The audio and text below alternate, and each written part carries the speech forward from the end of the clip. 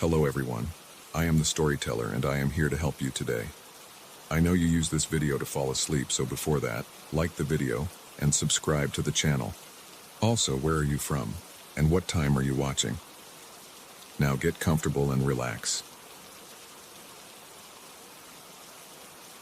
The apartment smelled wrong from the first moment we crossed the threshold. Not the musty odor of disuse or the chemical tang of fresh paint, but something underneath, like copper and old paper. My wife pressed her palm against the living room wall, testing its solidity, and I watched her fingers leave temporary impressions in the surface before it smoothed itself back. She didn't notice, or pretended not to. The landlord had been remarkably eager to close the deal, his pen trembling slightly as he pushed the lease across his desk. The rent was a third of what we'd been paying in our previous place, and when I'd asked why, he'd simply said the building had a reputation for being quiet. Too quiet, he'd added, then laughed in a way that sounded rehearsed. We signed anyway. Financial desperation has a way of making you ignore the warning signs your instincts are screaming about. The first 3 nights passed in unsettling silence. The building around us seemed to exist in a vacuum. No footsteps from above, no distant televisions, no pipes groaning through the walls. Just our breathing and heartbeats, amplified in the stillness. My wife mentioned that she kept waking at 3:47 a.m., always the exact same time, with the sensation that someone had just stopped speaking. I told her it was the stress of the move, the adjustment to a new space. I didn't mention that I'd been waking at 3:47 too, my ears straining toward the bedroom wall, convinced I'd just missed hearing something vital. On the 4th night, the voices began. I was standing at the kitchen sink, water running over dirty dishes, when I heard it, muffled but distinct, coming from the wall that separated our unit from 4B. A conversation, rising and falling in natural rhythm, though I couldn't make out individual words. Just the cadence of human speech, intimate and close. I turned off the faucet. The voices continued. 2 people, maybe 3, discussing something with urgency. The tone suggested disagreement, concern, the kind of late-night debate that happens when decisions need to be made. I pressed my ear to the wall. The voices grew clearer but remained just beyond comprehension, like listening to a radio stuck between stations. I pulled back, skin prickling. The super had told us during the walkthrough that 4B had been vacant for years, ever since the previous tenants simply stopped paying rent and disappeared, leaving everything behind. The management company had cleared it out, but no one had wanted to lease it since. Something about the layout being wrong, he'd said. Doors that opened the incorrect way, windows that showed views they shouldn't. My wife appeared in the doorway, her face pale in the kitchen's fluorescent glow. She asked if I heard it too, her voice barely above a whisper, as if speaking too loudly might draw attention from whatever was on the other side. I nodded. We stood together in the kitchen, listening to the phantom conversation that shouldn't exist, until it faded sometime after midnight, stopping mid-sentence as if someone had simply walked out of range. The voices returned the next evening, and the next. Always after dark, always with that same urgent quality. We tried to ignore them, turned up the television, played music, ran the shower. But the voices persisted underneath, patient and inexorable. They never seemed bothered by our attempts at drowning them out.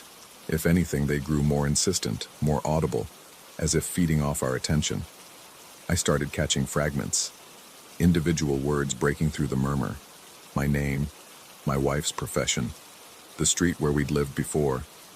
Small details that should have been meaningless, but strung together they formed a pattern. A catalog of our lives being discussed by unseen speakers. My wife stopped sleeping. She'd sit on the edge of the bed, staring at the wall, her hands pressed flat against its surface, as if she could push through to the source. The wall always felt warm under my touch, feverish, like skin stretched over something living. On the 8th night, I heard my wife's voice coming from the wall. Not beside me. I could see her sitting at the kitchen table, her real form motionless and solid, but layered beneath it, coming from 4B. The disembodied version of her was arguing with someone, her tone sharp with fear. She was saying that we needed to leave, that this had gone too far, that the instructions didn't make sense. My actual wife met my eyes across the room, her expression confirming that she heard it too. The sound of herself, speaking words she hadn't said yet or might never say, or had already said in some version of events we couldn't access. That's when we first tried to leave. The front door opened easily enough, the lock turned, the hinges swung smooth and silent, but beyond the threshold, instead of the building's hallway with its worn carpet and flickering lights, we found ourselves looking back into our apartment. The same living room, the same furniture, the same us standing in the doorway looking confused. My wife stepped through first, convinced it was a trick of perception, some kind of mirror we hadn't noticed. But her foot came down on our living room floor, and she was back inside, approaching the door from the interior again. We tried for hours.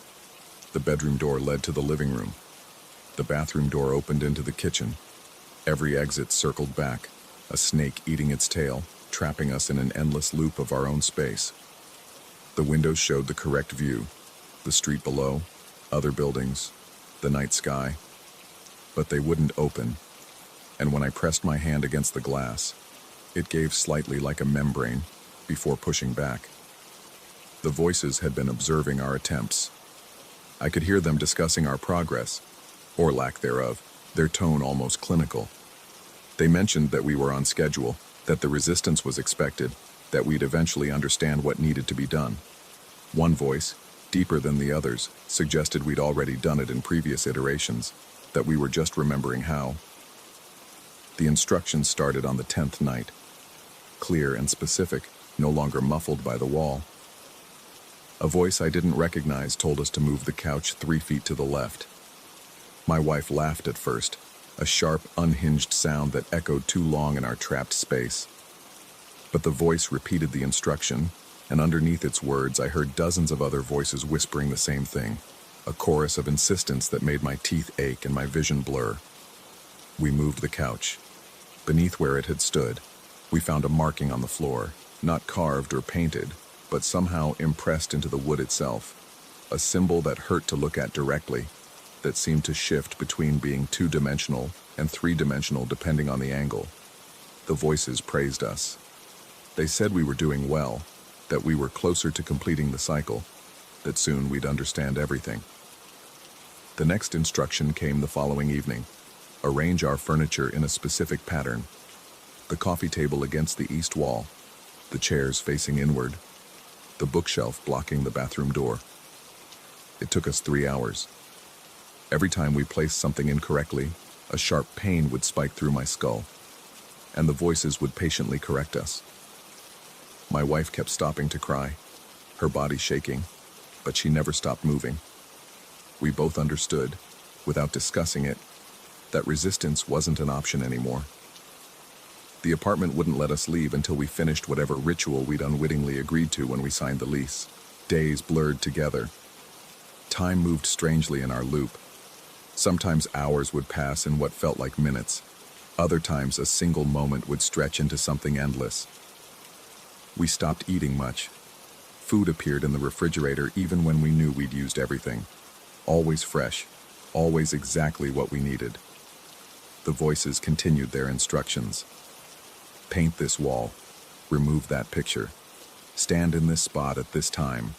Sleep in the living room instead of the bedroom. Each completed task brought praise and the promise that we were almost done. I started to notice that our reflections in the windows weren't quite synchronized with our movements.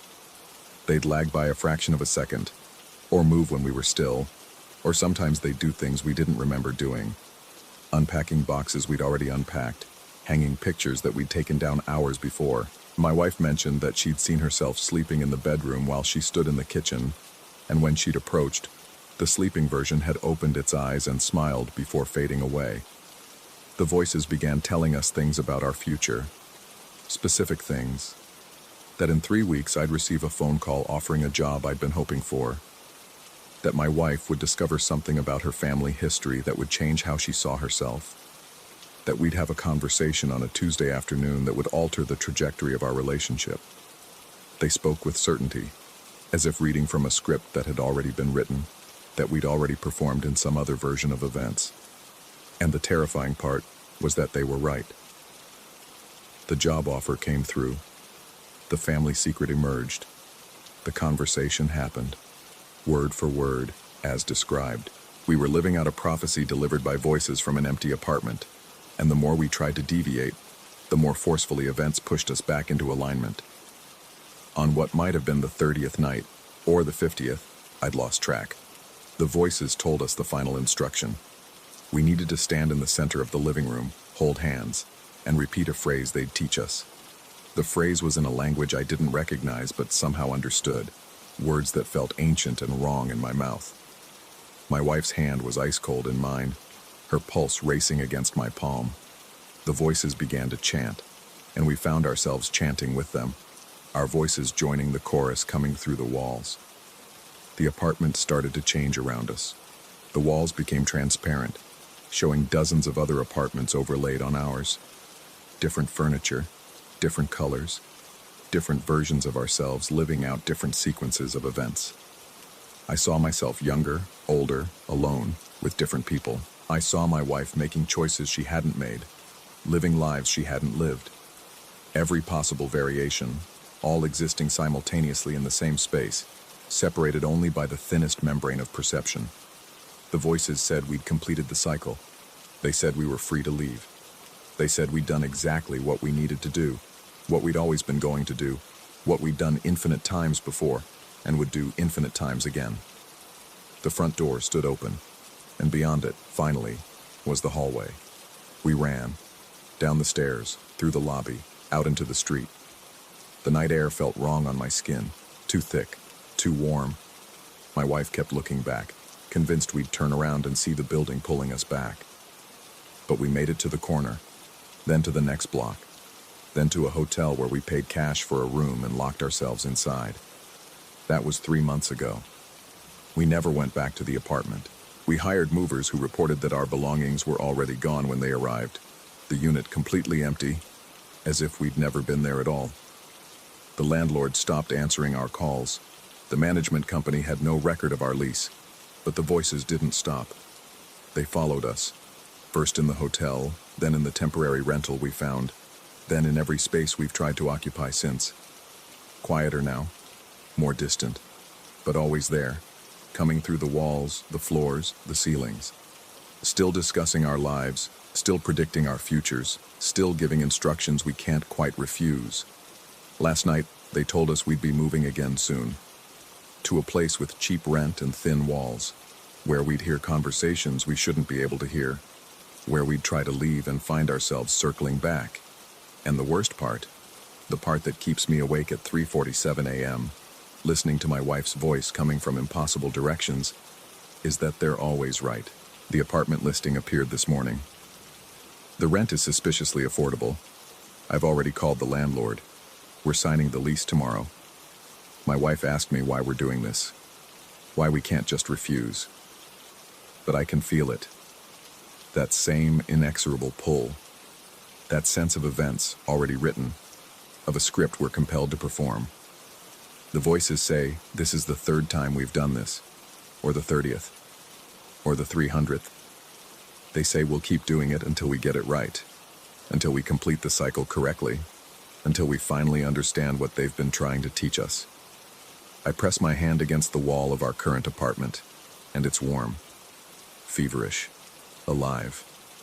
From the other side, I hear my own voice discussing tomorrow's lease signing, describing the new place with its suspicious affordability and thin walls, speaking words I haven't said yet, but will. Words I've already said, in iterations I don't remember but somehow know occurred. The voices tell me I'm almost ready to understand, that soon I'll be on their side of the wall, joining their conversation, helping guide the next version of myself through the cycle.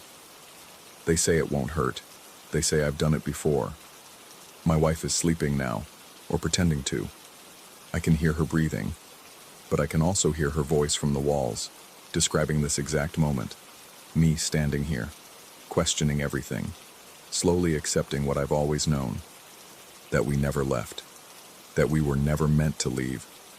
That the apartment isn't a place but a state. and we've been inside it far longer than we realize. The voices are saying my name. They're welcoming me home. They're telling me it's time to take my place in the chorus. And the most terrifying thing is that part of me, a part that's been there all along, waiting, wants to answer. Story 2. The fog rolled in thick that morning, the kind that smelled of salt and something else, something like old photographs left too long in the sun. I stood at my kitchen window, coffee growing cold in my hand, watching the mist devour the fishing boats in the harbor one by one.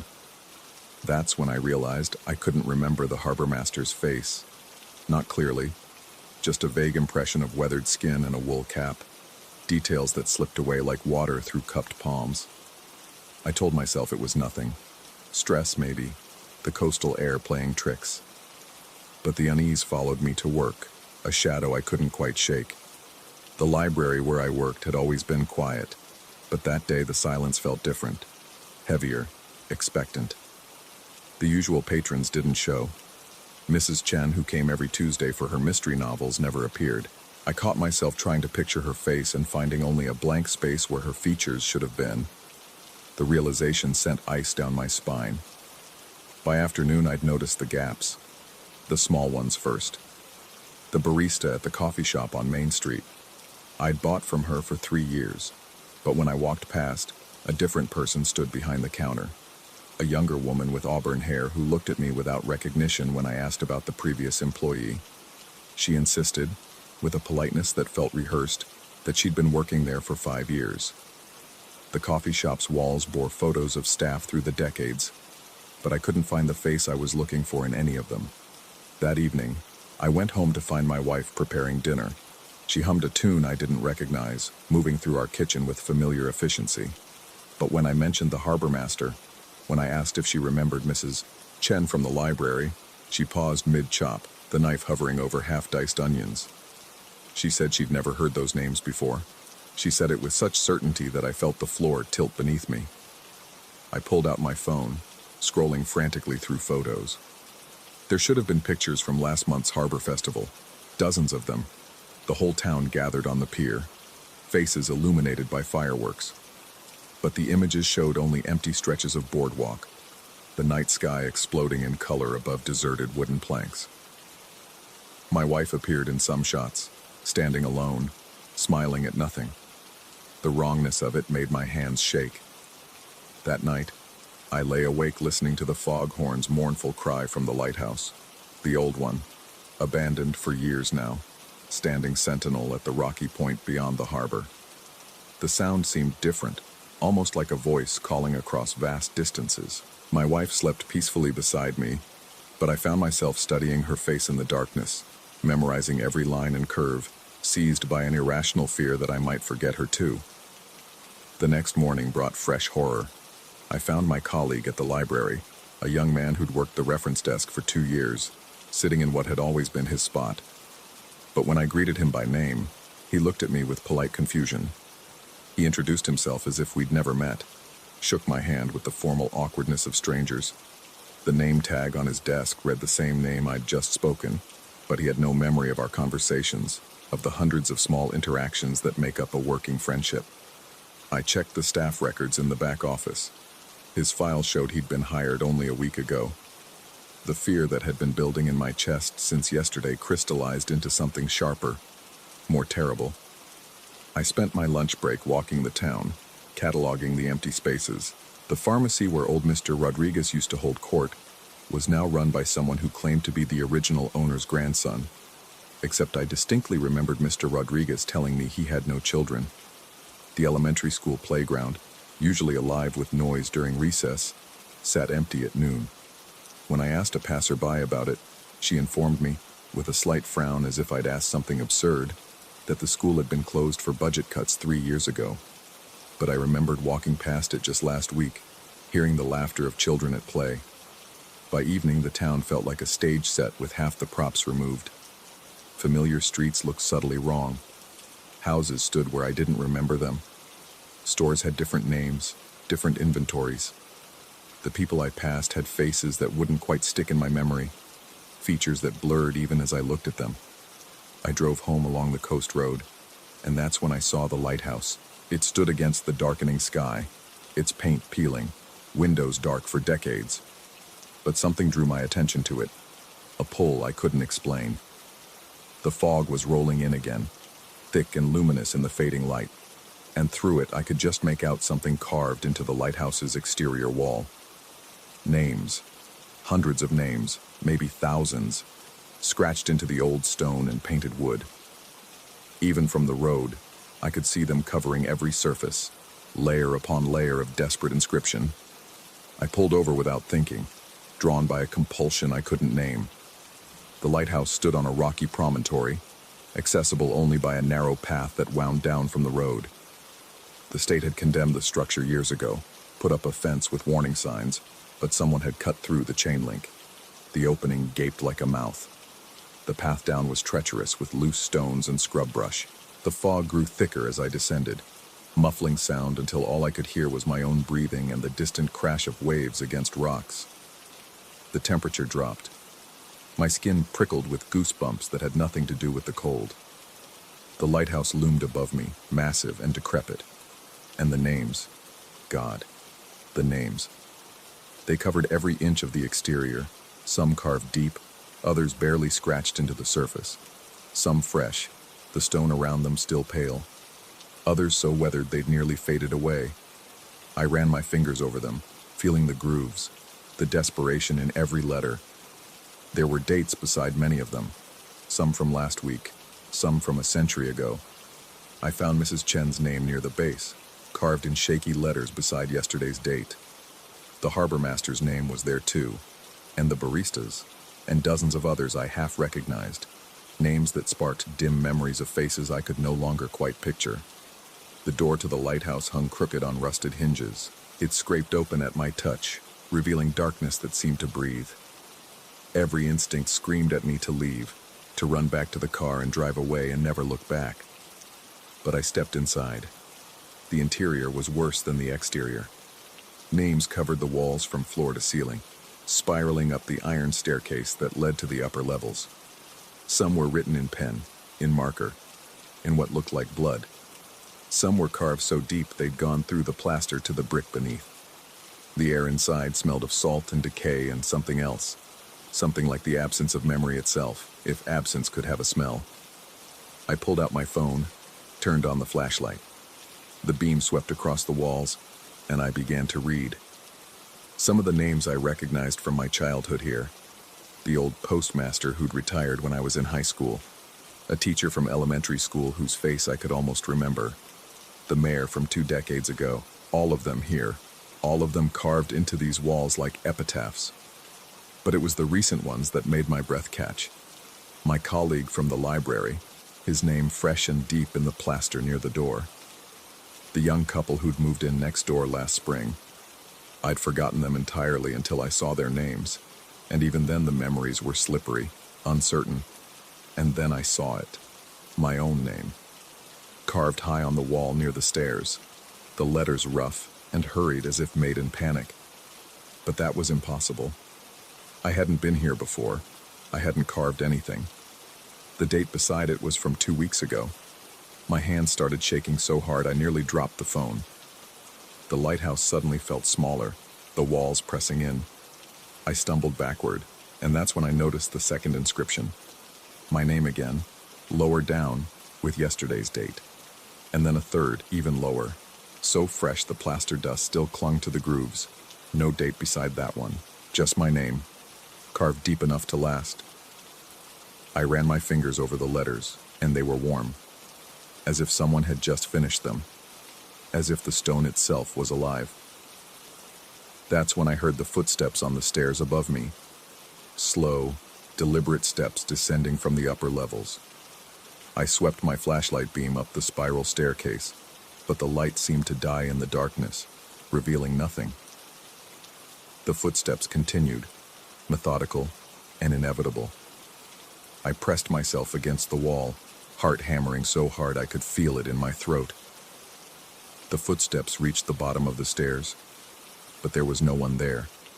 Just empty air and the smell of salt and forgetting. I bolted, crashed through the door and back into the fog, scrambling up the path with the lighthouse looming behind me like an accusing finger. I didn't stop running until I reached my car, didn't stop shaking until I was miles down the coast road with the lighthouse lost in the mist behind me. When I got home, my wife was in the living room, reading a book. She looked up as I entered, and for a terrible moment her face was blank, unrecognizing. Then she smiled, a polite, distant smile. She asked if she could help me with something.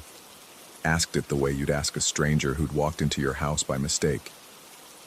I stood in the doorway of my own living room, looking at the woman I'd lived with for 15 years, and saw no recognition in her eyes.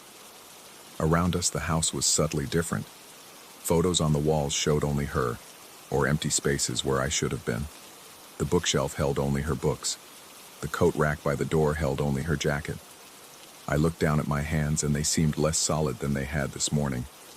Translucent at the edges, as if the fog outside was somehow seeping into my skin.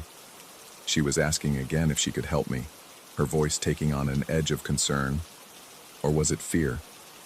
I couldn't tell anymore. Couldn't think clearly through the panic. I opened my mouth to explain, to remind her of our anniversary, our first date, the day we bought this house. But the words wouldn't come. The memories felt slippery, uncertain.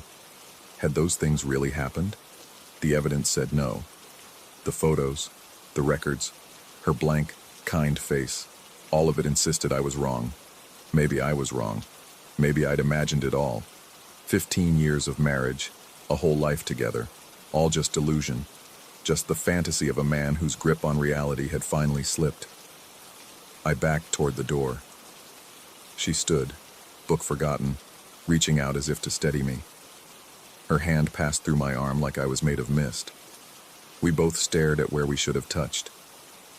I could see the wall through my hand now, the paint and plaster visible through translucent flesh. The fog had gotten inside somehow, was replacing me molecule by molecule with salt air and forgetting. I thought of all those names in the lighthouse, all those people who'd carved their identities into stone and wood, fighting to leave some proof they'd existed. All of them gone now, forgotten, nothing left but scratches on walls that no one came to read. I thought of my own name up there, written 3 times, each inscription more recent than the last, not written by me, written by previous versions of me. Each time I'd faded enough to forget I'd already tried to remember myself into existence. How many times had I been to the lighthouse? How many times had I carved my name, only to forget I'd done it? How many times had I stood in this living room, watching my wife fail to recognize me, feeling myself dissolve into the fog? The last thought I had, before the fog took even that, was that somewhere in town, at this very moment, someone else was probably noticing the gaps. Probably wondering why they couldn't remember their neighbor's face, probably starting down the path I'd walked, toward a lighthouse full of names, and the terrible understanding that comes too late. And tomorrow, when they reached for the memory of this moment, it would be gone. They'd be starting fresh, noticing the strangeness for the first time, beginning the cycle again. The fog rolled in thick through the open door. My wife stood in the living room, alone, wondering why she'd felt compelled to get up, wondering at the faint sound of footsteps fading into mist, wondering briefly if she'd forgotten to close a window. Then she sat back down with her book, the moment already dissolving. Outside, the lighthouse horn called across the water, mourning for all the names no one would ever read.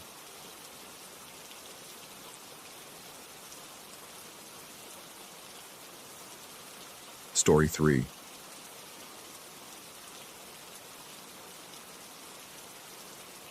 The heart beats wrong, not arrhythmically. The doctors assure me the transplant took perfectly, that my new heart pumps with mechanical efficiency, stronger than my failing organ ever did. But it beats wrong. Each pulse carries a weight that isn't mine, a rhythm that feels borrowed, stolen from someone who no longer needs it. I wake at 3:47 every morning, my hand pressed against my chest, feeling the foreign muscle contract beneath skin and bone, wondering whose life force now animates mine.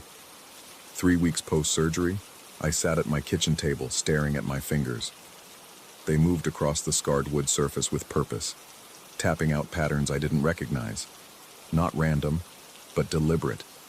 Like they were searching for something that should be there but wasn't. My wife had left coffee cooling beside me before heading to work, kissing my forehead with the same careful tenderness she'd adopted since I came home, as if I might shatter. The morning light filtered through gauze curtains, turning everything pale and uncertain. My fingers found the edge of a coffee ring, traced its circumference 3 times clockwise, then reversed. The motion felt necessary, compulsive in a way that made my scalp prickle with unease. The piano arrived that afternoon. I hadn't ordered it. When the delivery men knocked, I assumed they had the wrong address, but my neighbor, the elderly woman from 4B who collected everyone's packages, confirmed she'd seen me sign for it 2 weeks ago. I had no memory of this. They wheeled it in anyway, a upright Yamaha with keys that gleamed like teeth, and positioned it against the wall where my bookshelf had been. I must have moved the bookshelf. Its absence created a void I couldn't explain, books now stacked in precarious towers around the apartment. I sat at the piano bench that evening without intending to. My body moved through the apartment like it belonged to someone else, drawn by invisible threads. My fingers hovered over the keys, and I felt my heart, that foreign heart, accelerate with something that might have been anticipation or dread. I pressed down. Music poured out. Not the halting, painful attempts of a beginner, but fluid, complex pieces that my conscious mind couldn't name but my hands knew intimately. Chopin, maybe. Or Liszt. The notes cascaded through the apartment, filling spaces I didn't know were empty, and I played for 2 hours without stopping, without thinking, while sweat collected at the base of my spine and my transplant scar throbbed with each chord change. When I finally stopped, my hands were shaking. I had never touched a piano before in my life. The phone call to my cardiologist went as expected. He spoke about cellular memory theories, about stress and recovery, about the brain's remarkable ability to create false certainty. He suggested I might have learned piano as a child and forgotten. He didn't use the word delusion, but it hung in the silence between his careful phrases. He increased my anti-rejection medication dosage. The pills tasted like copper and made my thoughts feel wrapped in cotton. But the music wasn't delusion. My fingers knew chord progressions my mind couldn't comprehend. They moved with muscle memory that belonged to someone else, someone whose heart now kept me alive. The language came next. I was at the grocery store, standing in the international aisle, when I heard 2 women speaking behind me. The sounds flowed over me like water, and I understood every word. The complaint about rising prices, the question about where to find tahini, the casual gossip about a mutual acquaintance's divorce. I turned and responded before I could stop myself, offering directions to the Middle Eastern section in flawless, fluent Arabic. Their surprise mirrored my own horror. I had never studied Arabic, had never had any interest in languages beyond the high school Spanish I'd barely passed. But the words had emerged from my mouth with native fluency, my tongue shaping phonemes it shouldn't know, my brain accessing vocabulary that had never been stored there. At home, I stood before the bathroom mirror and spoke to my reflection. Arabic phrases tumbled out, then French, then something that might have been Farsi. My voice sounded strange, inflected with accents that weren't mine, discussing topics I knew nothing about. Streets in Damascus, the proper way to prepare kibbeh, complaints about traffic near a market I'd never visited. I pressed my palm against my chest, felt the steady, wrong beat of my donor heart, and whispered in English, "Who are you?" The reflection didn't answer, but my new heart stuttered, skipped a beat that the monitoring app on my phone registered as an anomaly. The cardiologist's office called within minutes.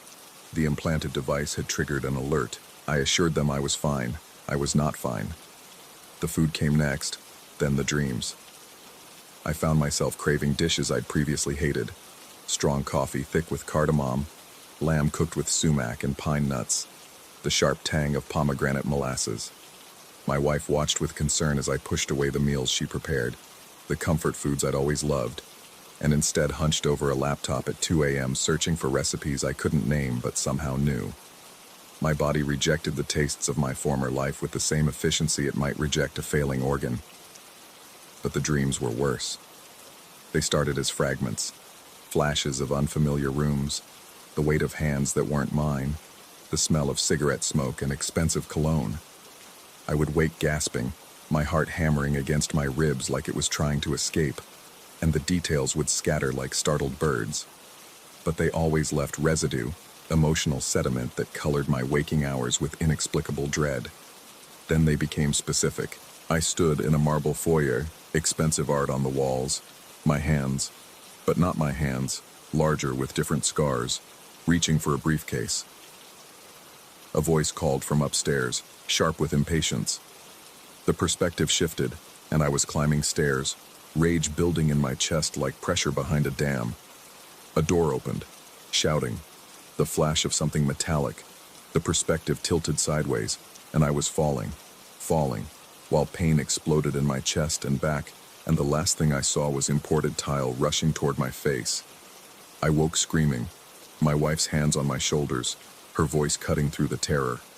She held me while I shook, while the borrowed heart in my chest beat its wrong rhythm, while I tried to explain dreams that felt less like imagination and more like playback. The psychologist my cardiologist referred me to had theories about trauma integration, about the mind processing the violation of surgery, about survivor's guilt manifesting as identification with the donor. She prescribed medication for nightmares. She didn't understand. These weren't nightmares. They were memories. I started researching. The hospital wouldn't release donor information. Confidentiality laws, they explained with bureaucratic sympathy. But I had details now. The dreams provided specifics.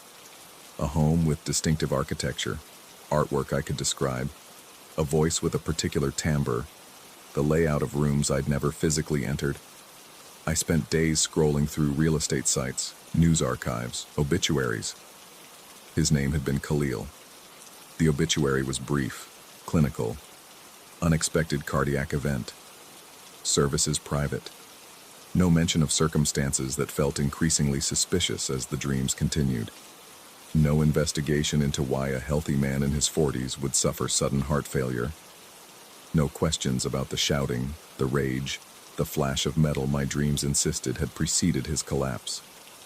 I found his address through property records, an upscale neighborhood 40 miles away, houses set back from the road behind iron gates and manicured hedges.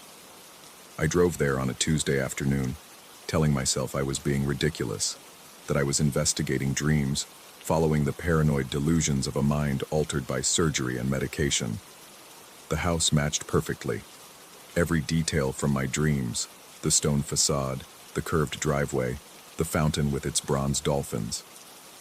I sat in my car across the street, engine running, while my heart tried to hammer through my sternum.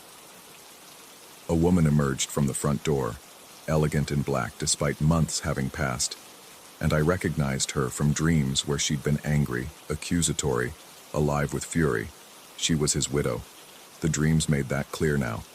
Dreams where she'd discovered financial irregularities, where shouting had escalated, where trust had shattered. Dreams where I'd seen her face twisted with betrayal just before the pain, the fall, the tile rushing up. Had it been murder? Had someone wanted Khalil dead, staged a heart attack, and now that heartbeat in my chest, carrying fragments of his final moments? I followed her. Not consciously at first. My car simply pulled away from the curb when she drove past, maintaining distance, turning when she turned. She led me to a cemetery on the edge of town, walking between rows of headstones to one marked with fresh flowers. She stood there for 20 minutes while I watched from behind an oak tree, feeling simultaneously like a stalker and like I had every right to be there, visiting the grave of the man whose heart kept me alive. When she left, I approached the stone. His name, his dates, a brief inscription about beloved husband. Nothing about the circumstances. Nothing truthful. That night, the dreams showed me more. A man in the marble foyer, someone I recognized from other dreams, Khalil's business partner, face usually smiling but now cold. An argument about money, about betrayal, about secrets that needed to stay buried. The metallic flash resolved into a syringe, its contents pushed into an IV line during what should have been a routine medical procedure. The manufactured heart attack, The perfect crime. I woke knowing his name, Garrett. I woke knowing he'd killed Khalil for money, for control of their company, for secrets I couldn't quite access but that lurked in my borrowed memory like shadows. I woke knowing he'd been following me. The signs had been there, subtle at first. A car idling too long on my street. Someone in the grocery store who seemed familiar but out of context. Footsteps behind me that matched my pace too perfectly, then disappeared. I'd attributed it to paranoia, to post-surgical anxiety, to the side effects of medications that made my thoughts feel borrowed and strange. But the dreams insisted otherwise. They showed me Garrett's face in crowds, in reflections, always watching. They whispered that he'd been monitoring the hospital, tracking transplant recipients, waiting to see if any would manifest the impossible, if Khalil's memories would surface in someone else's consciousness. I started seeing him everywhere. At the coffee shop where I'd begun buying thick Arabic coffee, sitting 3 tables away with a newspaper held too high. At the cemetery when I returned to Khalil's grave, standing behind a mausoleum, face half hidden. In my neighborhood at dusk, walking past my building with deliberate casualness. Or was I imagining it? The medications made everything feel uncertain. Reality and delusion bleeding into each other. My wife suggested I was fixating, that the stress of recovery was manifesting as paranoid delusions. She held my hands when they shook, reminded me that cellular memory wasn't scientifically supported, that dreams were just dreams. But at night, when she slept and I lay awake feeling the wrong heartbeat in my chest, I played piano in the dark. My fingers found complex pieces without error, and I spoke to myself in languages I'd never learned, and I tasted phantom flavors of foods I'd never eaten, and I knew these weren't delusions. The heart remembered. Khalil remembered. Through me, through this borrowed muscle pumping borrowed blood, he was trying to tell his story. I started documenting everything. The dreams, the details, the faces. I compiled evidence of the financial irregularities I somehow knew about. Numbers and account transfers I shouldn't understand but did. Business deals that had enriched Garrett while destroying Khalil. I didn't know how I knew these things. The knowledge simply existed in me now, accessed through pathways that shouldn't exist. Synapses firing across the space between memory and matter. My wife found the documentation. She looked at me with something between pity and fear, and suggested I needed help beyond what my current doctors could provide. She mentioned psychiatric facilities with gentle euphemism, speaking to me the way she'd speak to someone fragmenting at the edges. Maybe I was. I couldn't tell anymore where I ended and Khalil began. His preferences had become mine. The coffee, the music, the language, even the way I moved through space felt borrowed now. I caught myself making gestures that weren't mine, standing with a posture that belonged to someone 3 inches taller, reaching for cigarettes I'd never smoked. The boundary between us had eroded, worn down by each beat of his heart in my chest. The night everything crystallized, I was playing piano at 3 a.m. A Rachmaninoff piece my fingers knew, but my mind couldn't name. The music filled the apartment, complex and mournful, and I didn't hear the door until it was too late. Garrett stood in my living room, or someone who looked like Garrett. The face from my dreams made flesh, or a figment of my fracturing psyche given form. He was both there and not there, solid, yet somehow uncertain, like he existed in the space between reality and delusion. He spoke about loose ends, about risks, about the danger of organs carrying more than just biological function. His voice matched the one from my dreams exactly, or maybe my mind simply supplied the voice it expected to hear. He moved closer, and I felt my borrowed heart accelerate with recognition. Khalil's heart remembering his killer. I ran. Out of the apartment, downstairs, my feet knew from Khalil's memory, through streets that felt familiar and strange simultaneously. Behind me, footsteps echoed, or maybe just the percussion of my own panic, my own borrowed heartbeat amplified into pursuit. I ran until my lungs burned and my transplant scar pulled tight, until I found myself at the cemetery again, among the dead who definitely no longer needed their hearts. I collapsed at Khalil's grave, pressing my palm against the earth, feeling my borrowed pulse hammer against my ribs. Was Garrett really chasing me? Or was I fleeing phantoms born from trauma and medication? Were the memories real? Or had my recovering brain constructed elaborate delusions to explain the strange new person I'd become after surgery? I pressed my ear to the ground, listening to the earth, and felt Khalil's heart beat its wrong rhythm against the cold soil of his grave. Below me, his body lay quiet, heartless. Above me, stars wheeled through their ancient patterns, indifferent to questions of memory and identity. The footsteps stopped. I looked up, and the cemetery was empty, or Garrett was everywhere, or I was completely alone, having fled from nothing more substantial than my own unraveling mind. My phone buzzed with messages from my wife, from my doctors, from the monitoring app reporting cardiac irregularities. I sat among the graves while my borrowed heart beat its borrowed rhythm, while Khalil's memories flickered behind my eyes like failing signals, while the distance between us collapsed into something that might have been madness or might have been truth. The heart beats wrong, I thought, pressing my hand against my chest. Or maybe it beats exactly right, keeping perfect time with a life that isn't mine but that I'm now condemned to live, carrying memories of violence I may have witnessed or simply imagined, hunted by either a killer or my own dissolution. I played Khalil's music. I spoke his languages. I ate his food and dreamed his death and lived in his borrowed pulse. And I still couldn't answer the only question that mattered. Was I uncovering his murder? Or was I simply becoming him, cell by cell, beat by beat, until nothing of my former self remained except the body holding his memories together? The heart knows. The heart remembers.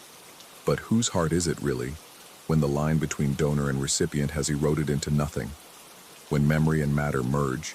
When the dead speak through the living? When the rhythm that keeps you alive belongs to someone else's ending? I sit in the cemetery as dawn breaks, waiting to find out if I'm a witness or a madman, if I'm solving a murder or constructing an elaborate fiction to explain why I no longer recognize myself. The borrowed heart beats its wrong rhythm, and I can't tell anymore if it's warning me of danger or simply counting down the moments until I disappear entirely into someone else's unfinished story. The only certainty is the pulse beneath my palm, steady, insistent, wrong, always wrong. Story 4. The mirror arrived on a Tuesday, wrapped in moth-eaten velvet the color of dried blood. I hadn't expected anything from Uncle Bartholomew's estate. We'd spoken perhaps 3 times in my entire life, brief encounters at family funerals where he stood in corners, watching everyone with those watery gray eyes. The lawyer's letter said he'd specifically requested I receive the Victorian standing mirror, an ornate piece with a gilded frame twisted into shapes that seemed to shift when I looked at them too long. The glass itself was flawless, impossibly so for something that had allegedly stood in his study for 40 years. I placed it in the back corner of my antique shop, angled so it faced away from the main floor. Something about it made my customers uncomfortable, though none could articulate why. They'd glance at it, then quickly look away, as if they'd seen something in the reflection that didn't quite match the room around them. It was Mrs. Chen who first mentioned the delay. She'd been browsing the Empire chairs near the back when she stopped mid-step, tilting her head like a confused bird. The woman pointed at the mirror without looking directly at it, her hand trembling slightly. She told me my reflection was moving wrong, that it was slower than I was, like watching a video with bad lag. I laughed it off, blamed the old glass, mentioned how antique mirrors often had imperfections that created optical illusions. But that night, after I'd locked up and was doing my final walkthrough, I stood before it deliberately for the first time. The reflection stared back at me from the shadowed glass. I raised my right hand. The image raised its right hand approximately 3 seconds later. The movement was smooth, not jerky, as if the reflection was genuinely experiencing time differently than I was. My throat went dry. I stepped closer, and the figure in the glass stepped closer 3 seconds afterward, matching my stride perfectly but impossibly late. I should have covered it then, should have called someone, or thrown a sheet over it, or pushed it into the storage room. Instead, I found myself returning to it throughout the following day, testing it, making sudden movements, watching my delayed doppelganger mirror them with that unnerving temporal gap.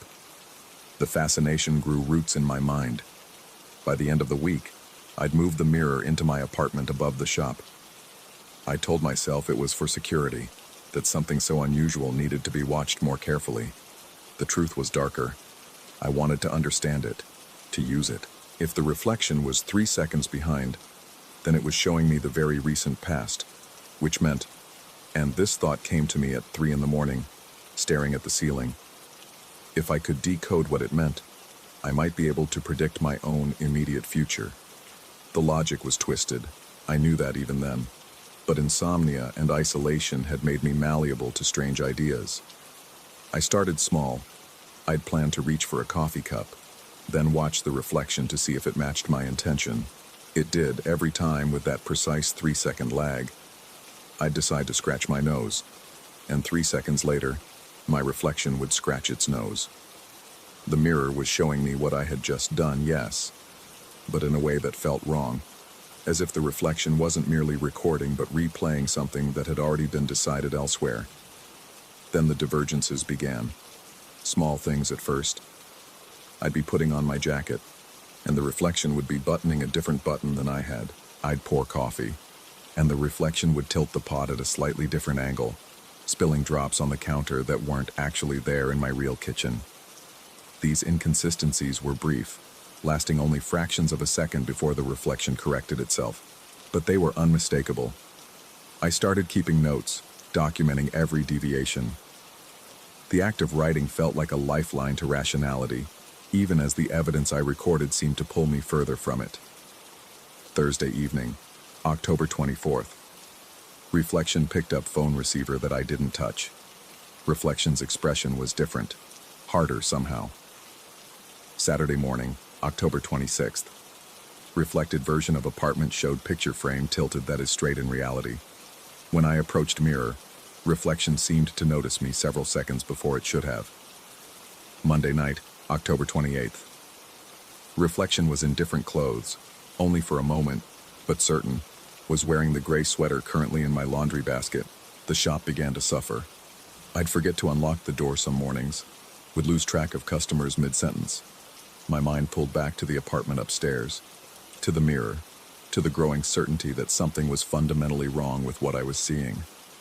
My reflection had started to look at me differently, its expressions not quite matching mine even when accounting for the delay. There was a calculating quality to its gaze, an awareness that seemed to exist independent of my own consciousness. I stopped sleeping near the mirror, started keeping it covered with a heavy blanket during the night, but I could feel it there, a presence in the darkness, showing something to an empty room. The nightmares started soon after, dreams where I walked through my apartment and saw myself everywhere, in every reflective surface, all slightly out of sync, all watching me with those evaluating eyes. I'd wake with my heart slamming against my ribs, the blanket thrown off the mirror though I was certain I'd secured it, the glass showing my sleeping form still in bed when I was clearly standing across the room. On November 2nd, the reflection showed me something that made my blood turn to ice water. I'd been standing in the kitchen, chopping vegetables for a meal I no longer remember making. The knife in my hand was sharp, a Japanese chef's blade I'd purchased years ago. I glanced toward the mirror, which I'd positioned to face the kitchen doorway, and saw my reflection standing in the same spot, holding the same knife. But the reflected me wasn't chopping vegetables. The reflected me was walking toward the shop door, knife in hand, a terrible purpose written across features that were mine but weren't. The expression was one I'd never worn, a cold determination that seemed to belong to someone else entirely. The reflected me reached for the door handle, and for those 3 impossible seconds, I watched as if I were witnessing my own future. A future where I walked out into the street with a weapon, an intent that felt both foreign and somehow inevitable. Then the 3 seconds passed, and I was still in my kitchen, knife hovering above half-chopped carrots. My hands shaking so badly I had to set the blade down before I cut myself. I stared at the mirror. My reflection stared back, now matching my position, now showing me in the kitchen where I actually stood. But something had changed in its eyes, a knowledge that it had shown me something, revealed something, and that revelation couldn't be taken back. The next divergence happened that very night. I'd been trying to sleep, the mirror covered but present, when I heard movement downstairs in the shop. My first thought was a break-in, and I grabbed my phone, ready to call the police. But as I crept down the stairs, I saw something that made me question whether I was still asleep and dreaming. Someone was moving through the shop floor, visible only in brief glimpses between the furniture and display cases. The figure was too far away, the light too dim, but something about its movement was achingly familiar. It moved like I moved, with the same slight limp in the left leg from an old injury, the same way of tilting its head when examining objects. I called out, my voice cracking. The figure stopped. Slowly it turned toward me, but a large wardrobe blocked my view of its face. We stood there in the darkness, predator and prey, though I couldn't say which role I occupied. My hand found the light switch. The shop blazed into fluorescence. Empty. Completely empty. Every door and window locked from the inside. Nothing disturbed, nothing moved. I searched for 20 minutes, checking every corner, every shadow, every possible hiding place. The only movement in the entire shop came from me, reflected in a dozen antique mirrors, all showing me exactly where I stood, all except for Uncle Bartholomew's mirror upstairs, which I couldn't bring myself to uncover and check. I should have gotten rid of it then. Should have called someone, sold it, smashed it, anything. Instead, I found myself standing before it the next morning, blanket pulled away, studying every detail of its surface. The reflection showed my apartment, showed me standing in my sleeping clothes, but the room behind the reflected me was wrong. Subtly wrong. The furniture was arranged differently. The pictures on the walls were the same, but hung in different positions. And in the reflected apartment's corner, where my bed should have been, I could see the edge of something large covered with a sheet. Another mirror, perhaps, or a doorway to somewhere else. I reached toward the glass. My reflection reached back, but its timing was off by more than 3 seconds now. 5 seconds. 7. We were drifting further apart, my reflection and I, becoming separate entities connected by an increasingly tenuous thread of shared identity. That afternoon, a customer came in asking for me by name. Asking, she said, to return a purchase she'd made the day before. A Japanese chef's knife she claimed I'd sold her. I had no memory of the transaction, but there in her hand was a blade identical to mine, wrapped in the same paper I used, marked with my shop stamp. When I checked my records, there was the sale, logged in my handwriting, dated yesterday at 3:47 p.m. The timestamp corresponded exactly to when I'd been upstairs, having what I thought was a panic attack, the mirror covered, my eyes closed, trying to breathe through the anxiety that had been building for days. The customer seemed nervous, kept glancing around the shop as if expecting someone else to appear. She mentioned that something had been off about the transaction, that I had seemed different somehow, had barely spoken, had wrapped the knife with mechanical efficiency. She trailed off, leaving the uncomfortable thought unfinished, and practically fled when I told her to keep the knife. No refund necessary. I went upstairs. The mirror stood uncovered, though I distinctly remembered draping it before coming down.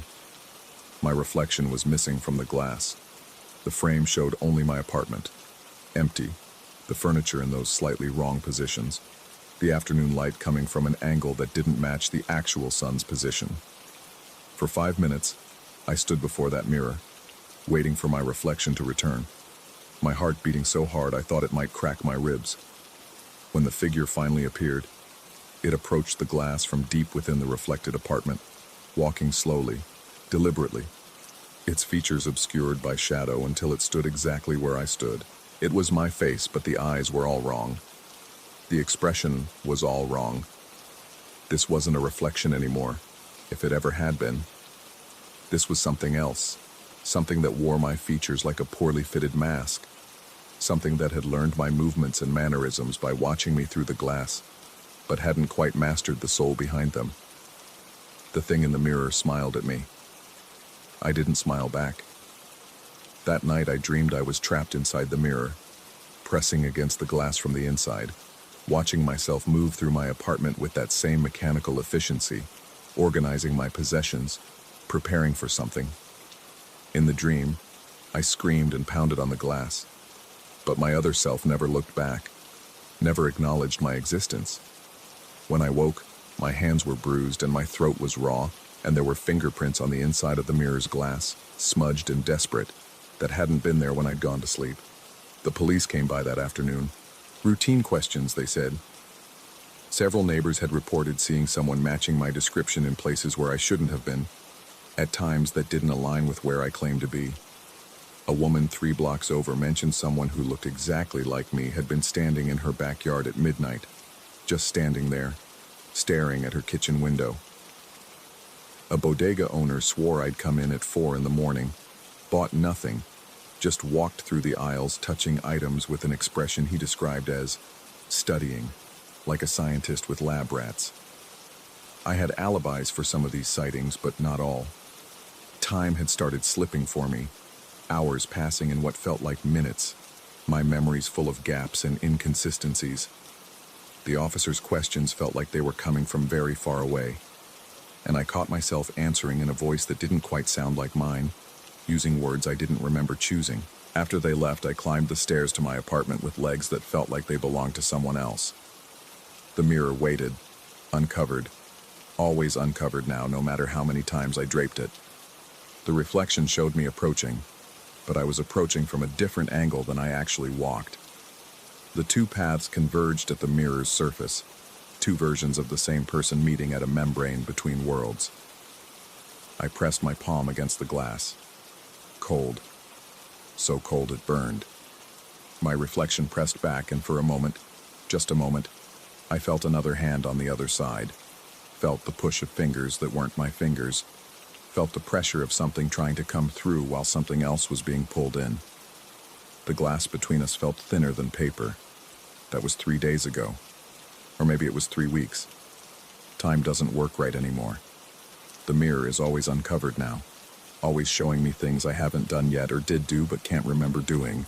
I see myself in the shop below, interacting with customers I don't recall meeting. I see myself walking through streets I don't remember visiting. I see myself standing in strangers' yards at night, in parking lots at dawn, in the back rooms of other antique shops, always watching, always studying. Sometimes I try to leave the apartment, but I find myself stopping at the door, unable to remember why I wanted to go out. It's safer here, in this room, away from the world where my other self is walking around, learning to be me better than I ever was.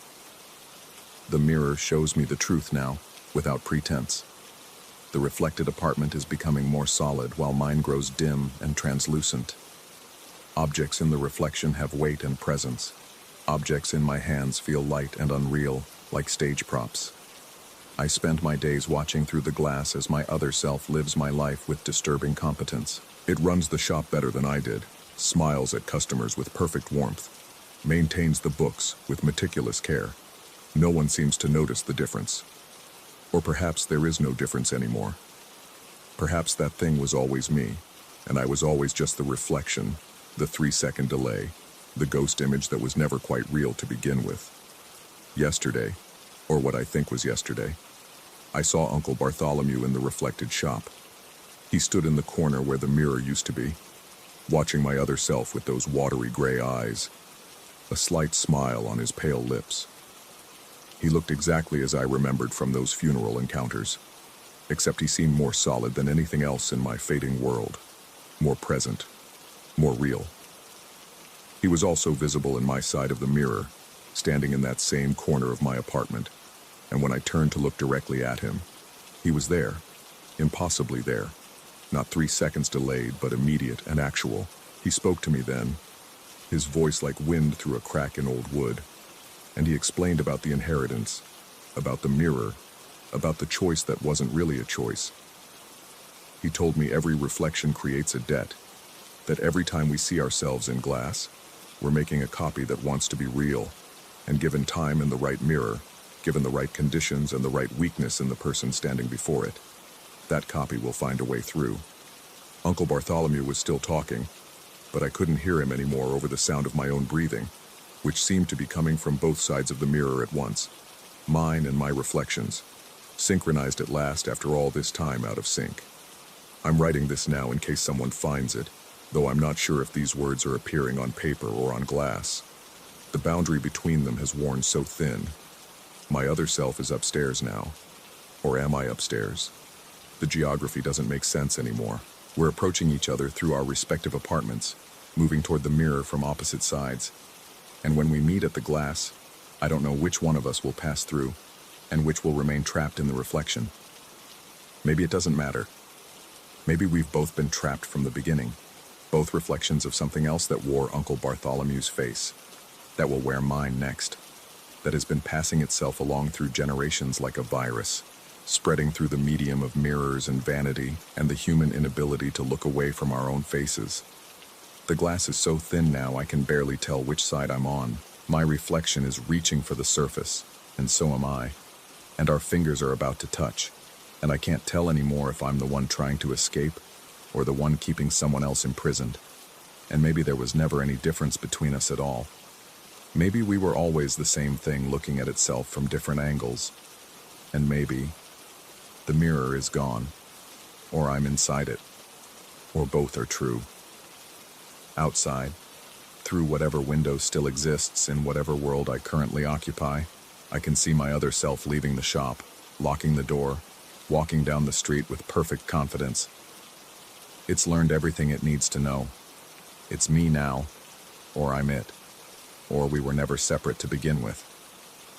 Behind me, in the reflected apartment that might be the real apartment, I can hear something moving in the rooms I can't see, something that sounds like footsteps, like breathing, like another reflection waking up and realizing it's been trapped, starting the cycle all over again.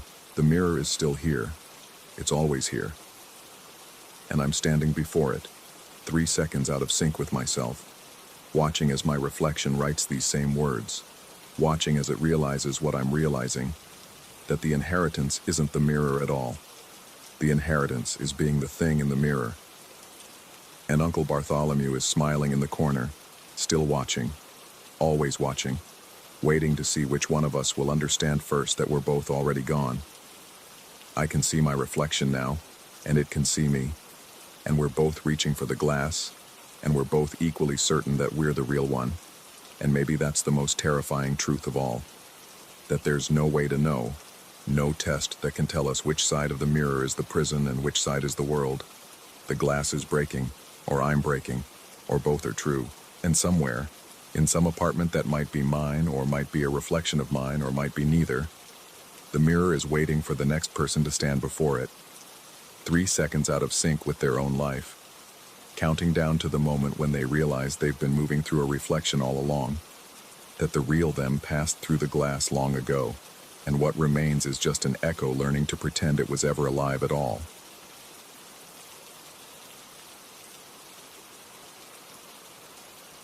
Story 5.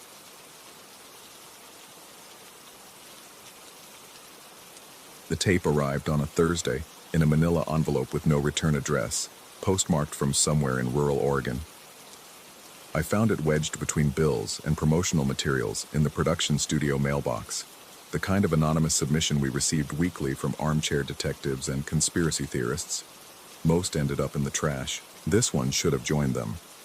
I'd been producing Echoes of Violence for 3 years, a true crime podcast that had grown from a side project into something approaching legitimate journalism.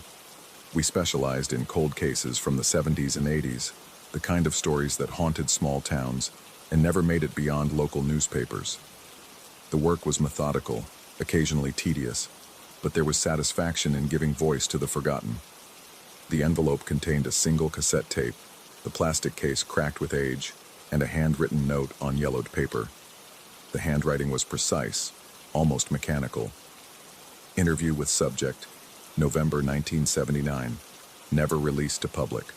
Thought you might find this interesting for your show.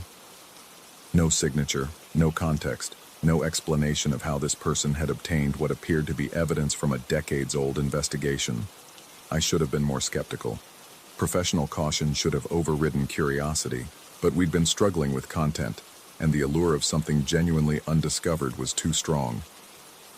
I loaded the tape into our vintage player, the one we kept for archival material, and pressed play. Static filled the studio, a hissing blanket of white noise that seemed to press against my eardrums with unexpected pressure. Then a voice emerged, male, calm, conversational. The audio quality was poor, warped by time and degraded magnetic tape, but the words came through clearly enough. The speaker described his crimes with the detached precision of someone discussing a hobby, technical details delivered in a monotone that somehow made the content more disturbing than any theatrical affect could have achieved. I listened to the entire 43 minutes in the dimly lit studio, long after my co-host had left for the evening. There was something hypnotic about the recording, a quality I couldn't quite identify that kept pulling my attention back even when my mind wanted to wander. The voice seemed to exist in multiple registers simultaneously, the surface meaning clear but something else lurking beneath. Like harmonics you feel more than hear. We aired the episode 2 weeks later, after I'd managed to verify through courthouse records that the speaker had indeed been a suspect in a series of crimes from that era, though he'd never been formally charged. The story fit our format perfectly. An unsolved mystery, a glimpse into a disturbed mind, and the tantalizing possibility of new information coming to light. I'd edited carefully, removing the most graphic descriptions while preserving the unsettling atmosphere of the original recording. The response was immediate and overwhelming. Within hours of publication, our email and social media channels flooded with messages. Listener engagement had always been strong, but this was different. The messages weren't the usual speculation about suspects or praise for our research. They were reports. People claimed that after listening to the episode, they'd experienced phenomena in their homes. Objects displaced from where they'd been left. Electronics malfunctioning in coordinated patterns. The overwhelming sensation of being watched from spaces that should have been empty. What disturbed me most wasn't the volume of reports, but their consistency. Different listeners, scattered across continents, described identical experiences with an eerie precision that resisted dismissal as mass hysteria or coincidence. One message, from a listener in Vermont, described waking in the night to find every door in her apartment standing open, despite having locked them before bed. Another, from Australia, reported that his television had turned on by itself to static, the volume gradually increasing until it filled his apartment with white noise identical to the opening of our episode. A teacher in Japan wrote about coming home to find her furniture rearranged in a perfect circle, all pieces facing inward toward an empty center point. I tried to rationalize. Viral marketing had conditioned audiences to participate in collective narratives. People wanted to be part of something larger than themselves, and the human mind was remarkably skilled at manufacturing experiences to fit expected patterns. But the reports kept accumulating, and their specificity began to erode my skepticism. The first night I experienced it myself, I'd convinced myself that stress and lack of sleep were manufacturing false perceptions. I'd been working late in my apartment, reviewing listener messages, when the temperature dropped so suddenly I could see my breath. The heating system should have been running, but the air carried a quality beyond mere cold, a thickness that seemed to resist my movements through it. Then I felt it, the unmistakable sensation of being observed, not the vague unease of imagined scrutiny, but the visceral certainty of another presence occupying space that should have been mine alone. My peripheral vision caught movement, shadows shifting in ways that didn't correspond to any light source. When I turned to look directly, nothing was there, but the impression of absence felt somehow worse than finding something tangible. I told myself it was suggestion, my mind primed by days of reading similar accounts, but that explanation felt increasingly hollow as the nights progressed. The phenomena escalated gradually, almost experimentally, as if something were learning the boundaries of what it could affect. Objects I'd left on my desk would migrate to different rooms. My laptop would wake from sleep mode to display static patterns I hadn't accessed. The apartment developed cold spots that moved rather than remaining stationary, always positioned just beyond my direct line of sight. My co-host noticed the deterioration before I did. She mentioned that I looked exhausted, that my focus during production meetings seemed scattered. When I tried to explain what had been happening, the words felt absurd, leaving my mouth. The narrative of a mind unraveling rather than anything approaching objective reality. She suggested gently that perhaps we should take the episode down, give the situation time to settle, let the viral fervor dissipate naturally. But the episode had already spread beyond our control. Listeners had downloaded it, shared it across platforms, embedded it in playlists and forums. Removing it from our official feed would accomplish nothing. The recording existed now in digital perpetuity, reproducing across servers and devices, played and replayed in bedrooms and cars and offices around the world. I became obsessed with understanding. If something was happening, there had to be a mechanism, a rational explanation that didn't require abandoning everything I understood about how reality functioned. I had the tape analyzed by an audio forensics expert, a friend from my journalism school days who owed me a favor. What she found made the situation exponentially worse. Beneath the audible conversation, embedded in frequencies below normal human hearing, the recording contained patterns, not random noise or equipment artifacts, but structured sequences that repeated throughout the 43 minutes. She showed me the spectrogram, peaks and valleys forming arrangements too precise to be accidental. The patterns synchronized with the speaker's words, creating a layered communication that operated on multiple levels simultaneously. She asked where I'd obtained the recording, her voice carrying an edge I'd never heard before. When I couldn't provide a satisfactory answer, she suggested, in terms that left no room for misunderstanding, that I destroy every copy and never play it again, but she wouldn't explain why. Only that audio containing such patterns shouldn't exist, that the technology required to create them wouldn't have been available in 1979. That night, I listened to the original tape again, alone in the studio, headphones sealing me in with the voice and whatever else lurked in its frequencies. I needed to understand what I'd unleashed. The speaker's words took on new dimensions, meanings shifting depending on where I placed my attention.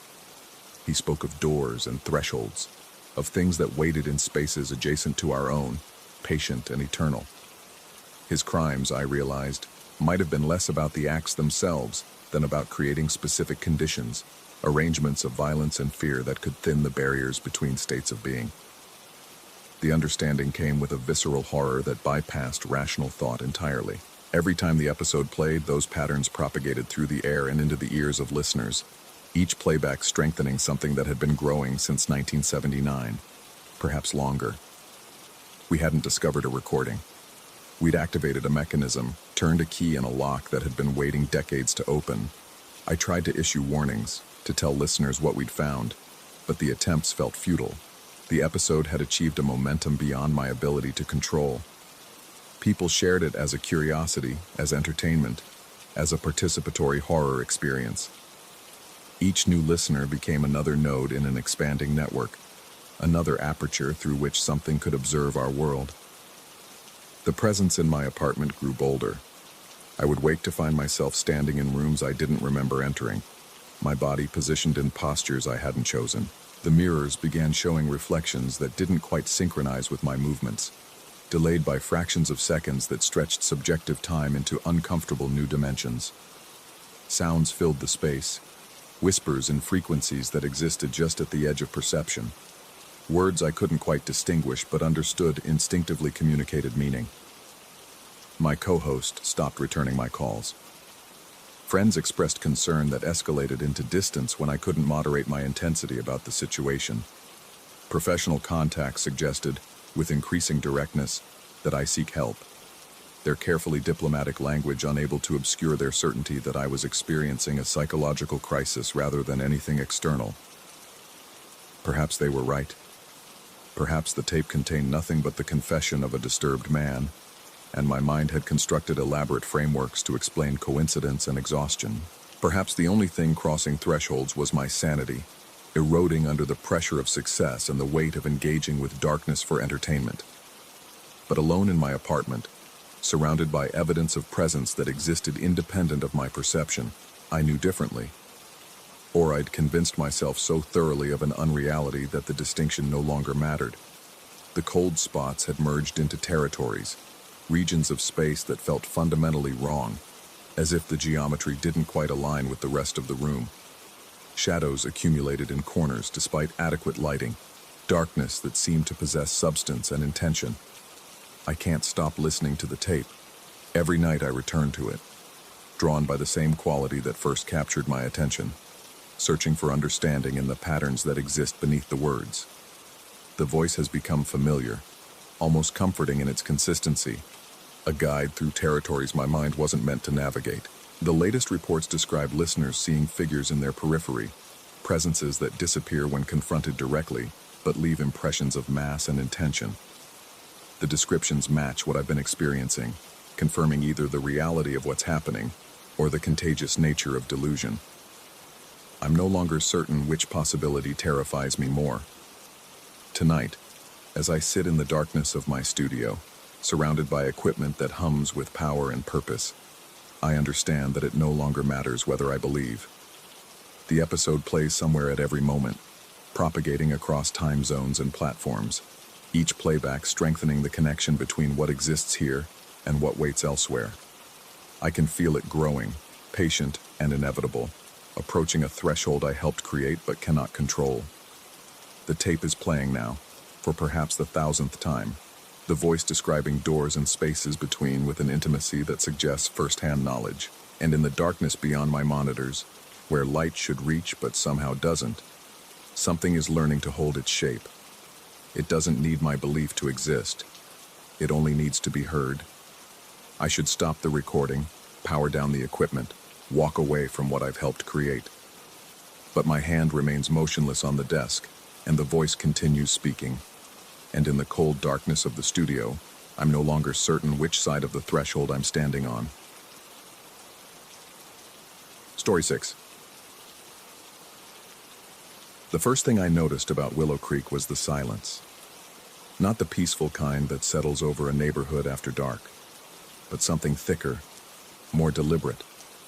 The kind of quiet that makes you aware of your own breathing, of the blood rushing through your ears. My wife and I stood in front of our new home, a pristine colonial with shutters the exact shade of cream as every other house on the cul-de-sac, and I felt that silence wrap around us like a hand closing into a fist. The realtor had called it a gem of a community. Gated, secure, affordable, the kind of place young professionals dream about.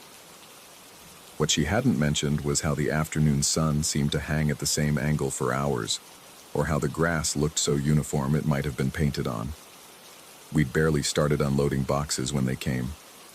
The neighbors, all of them at once it seemed, emerging from identical doorways with identical casserole dishes wrapped in identical checkered cloth.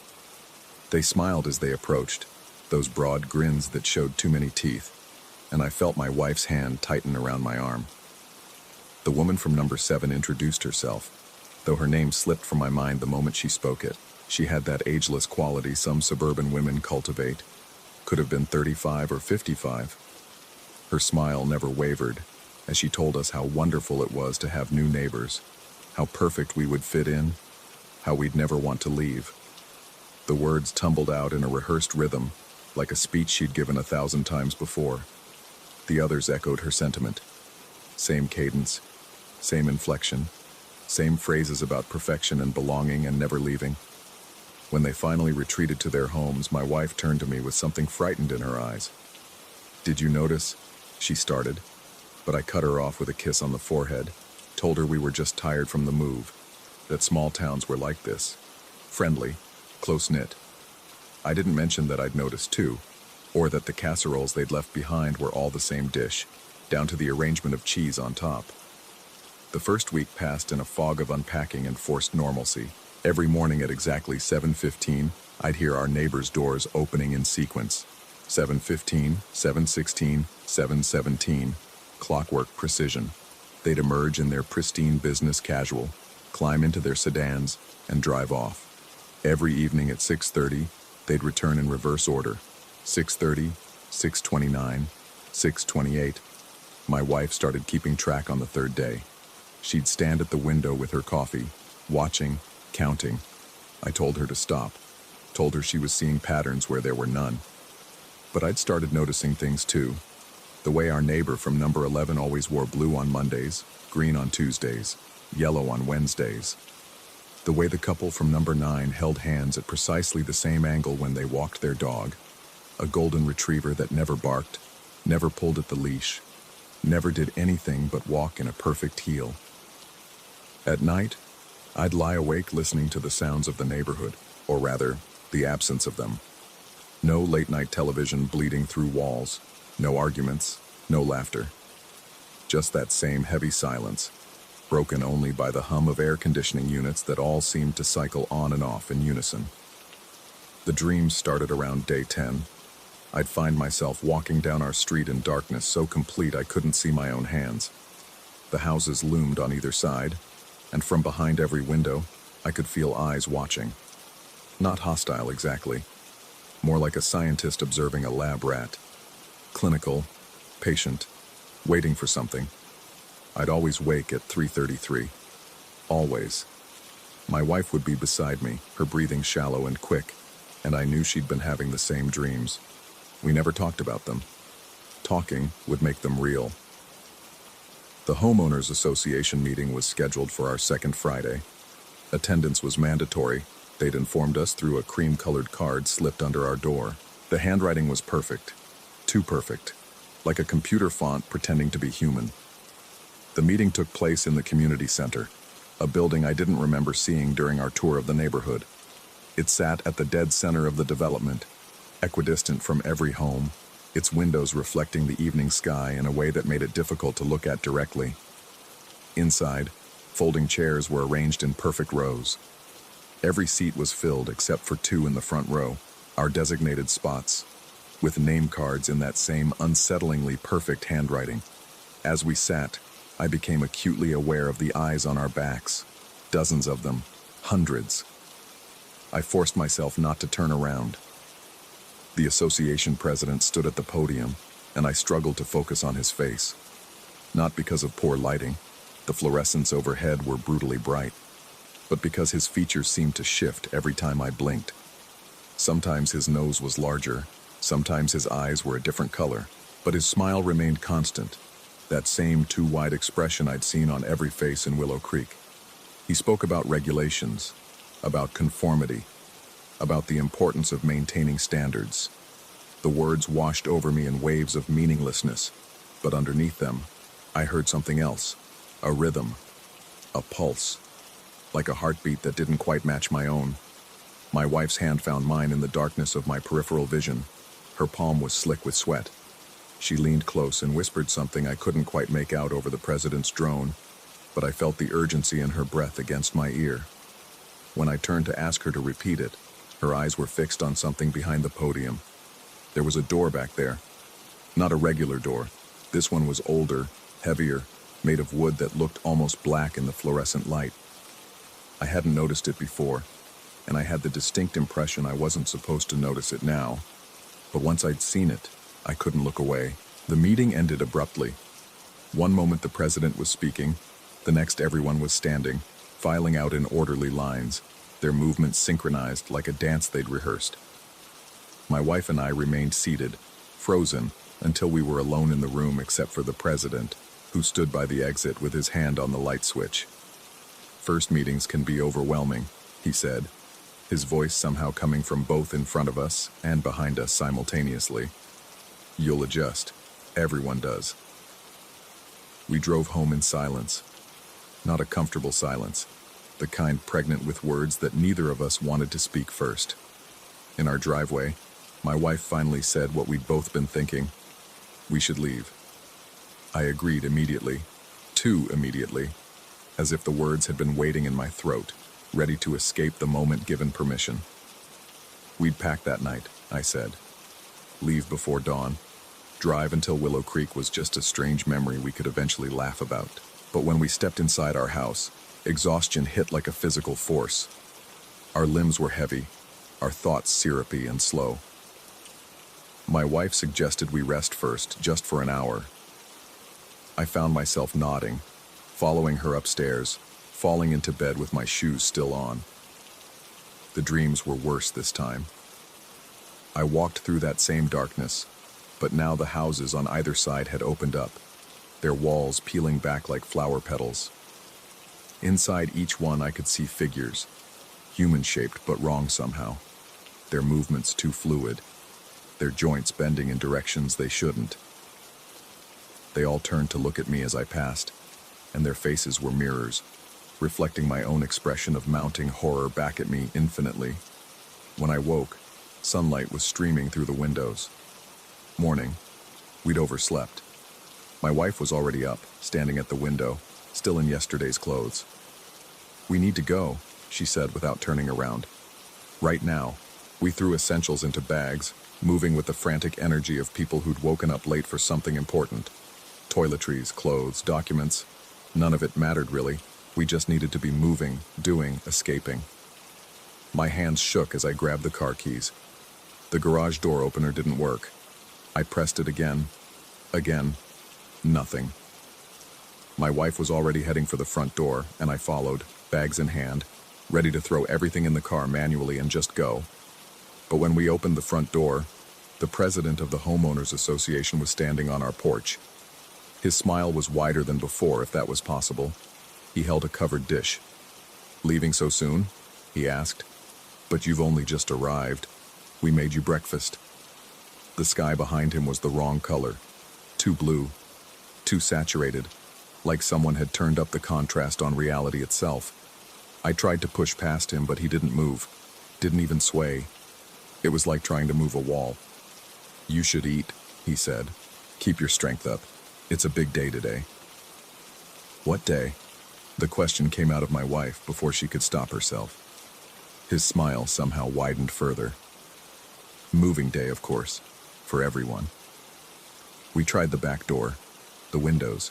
Every exit was blocked, not physically, but by that same invisible resistance, like the air itself had solidified. Through the windows, I could see our neighbors emerging from their homes in that same sequential pattern. 7:15, 7:16, 7:17. But instead of getting into their cars, they were walking. All of them. Moving in a slow, synchronized march toward the center of the development, toward the community center. My wife grabbed my hand and pulled me upstairs, as if height could somehow provide escape. From the second-floor window, we watched the procession, perfect lines of perfect people moving with perfect synchronicity. And as they walked, I noticed something that made my stomach clench. They weren't touching the ground, not quite. There was a gap, almost imperceptible between their shoes and the pavement. They were gliding, floating, moving like puppets on invisible strings. "The basement," my wife said suddenly. "The community center. I saw stairs. Behind that door." I knew what she was thinking. That if we could understand what was happening, we could fight it. That knowledge was power. But I also knew, with a certainty that sat heavy in my chest, that some knowledge wasn't meant for human minds. Still, what choice did we have? We waited until the procession had passed, then slipped out through the garage, which opened easily now as if it had never been stuck. The streets were empty. The houses stood silent, their windows like blank eyes. Above us, that too blue sky pressed down like a lid on a jar. The community center's main entrance was unlocked. Inside, that same fluorescent brightness, that same unsettling cleanness. The building was empty, but I could hear sounds from below. Rhythmic, mechanical, like breathing, but on a massive scale. The door behind the podium stood open now, practically inviting us in. Stone steps descended into darkness, and from the bottom rose a smell I couldn't quite identify. Something chemical and organic at once, like formaldehyde mixed with something sweeter, more rotten. My wife went first. I followed, one hand on the wall for balance. The stone was warm beneath my fingers, and I could feel it pulsing in rhythm with that breathing sound. The basement was enormous, larger than the building above it, which should have been impossible. The ceiling stretched up and up, disappearing into shadows the fluorescent lights couldn't penetrate. And along the walls, in rows that seemed to go on forever, were bodies. Hundreds of them, thousands, preserved in some kind of clear substance, their faces frozen in expressions of perfect contentment, perfect happiness. They looked like they were sleeping, except their eyes were open, staring at nothing with pupils that caught the light and reflected it back in colors that didn't exist. And their smiles. God, their smiles. The same smile I'd seen on every face in Willow Creek. The same smile that was probably spreading across my own face at that very moment without my permission. My wife walked along the rows, her hand trailing along the clear substance that held the bodies. They were arranged by date, I realized. Tags beneath each one marking when they'd been, preserved? Replaced? The dates went back decades, centuries maybe. The oldest ones had clothing from eras I couldn't quite place, but all of them had that same smile. At the end of the final row, 2 spaces stood empty, prepared, waiting. Above them, tags with our names in that perfect inhuman handwriting. I heard footsteps on the stairs behind us, slow, unhurried. The president descended with that same floating gait, his smile never wavering. "You found it," he said, and his voice held no surprise. "Most don't make it this far. Most accept the change peacefully. But every few cycles we get ones like you. Curious, resistant. It makes the transition more interesting." My wife pressed herself against me and I felt her whole body trembling. Or was that my own shaking? I couldn't tell anymore where I ended and she began. "What is this?" I managed to ask. "What are you?" The president tilted his head in a motion that was almost human. Almost.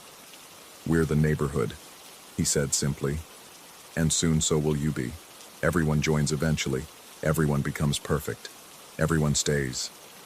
He took a step forward and I felt that same invisible resistance. That same solidification of air. My limbs grew heavy. My thoughts slowed.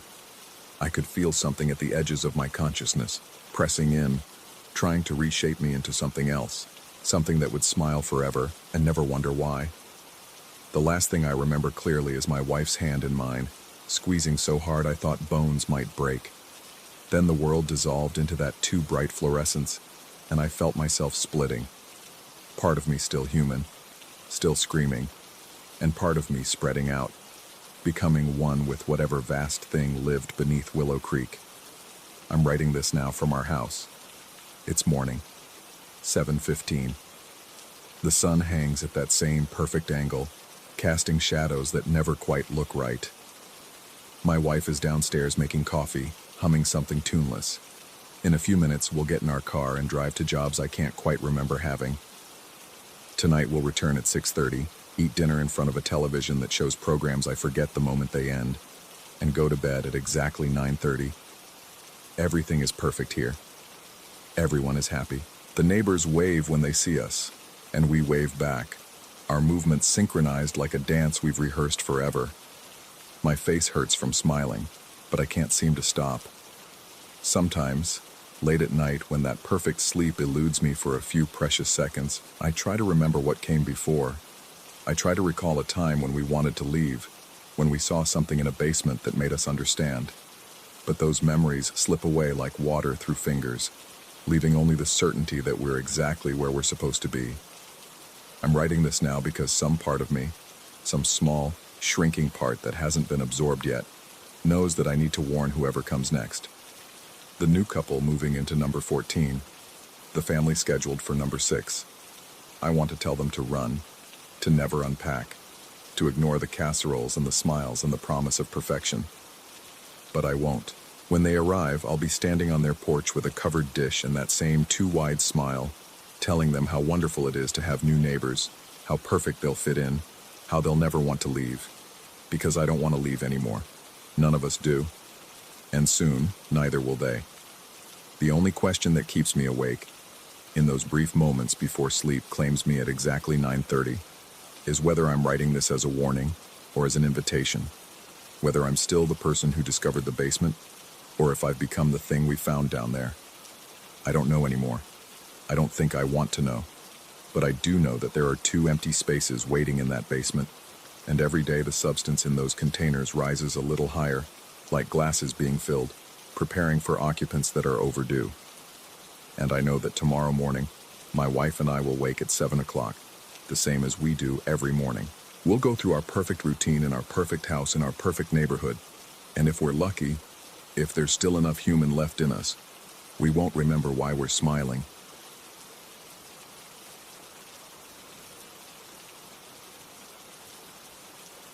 Story 7.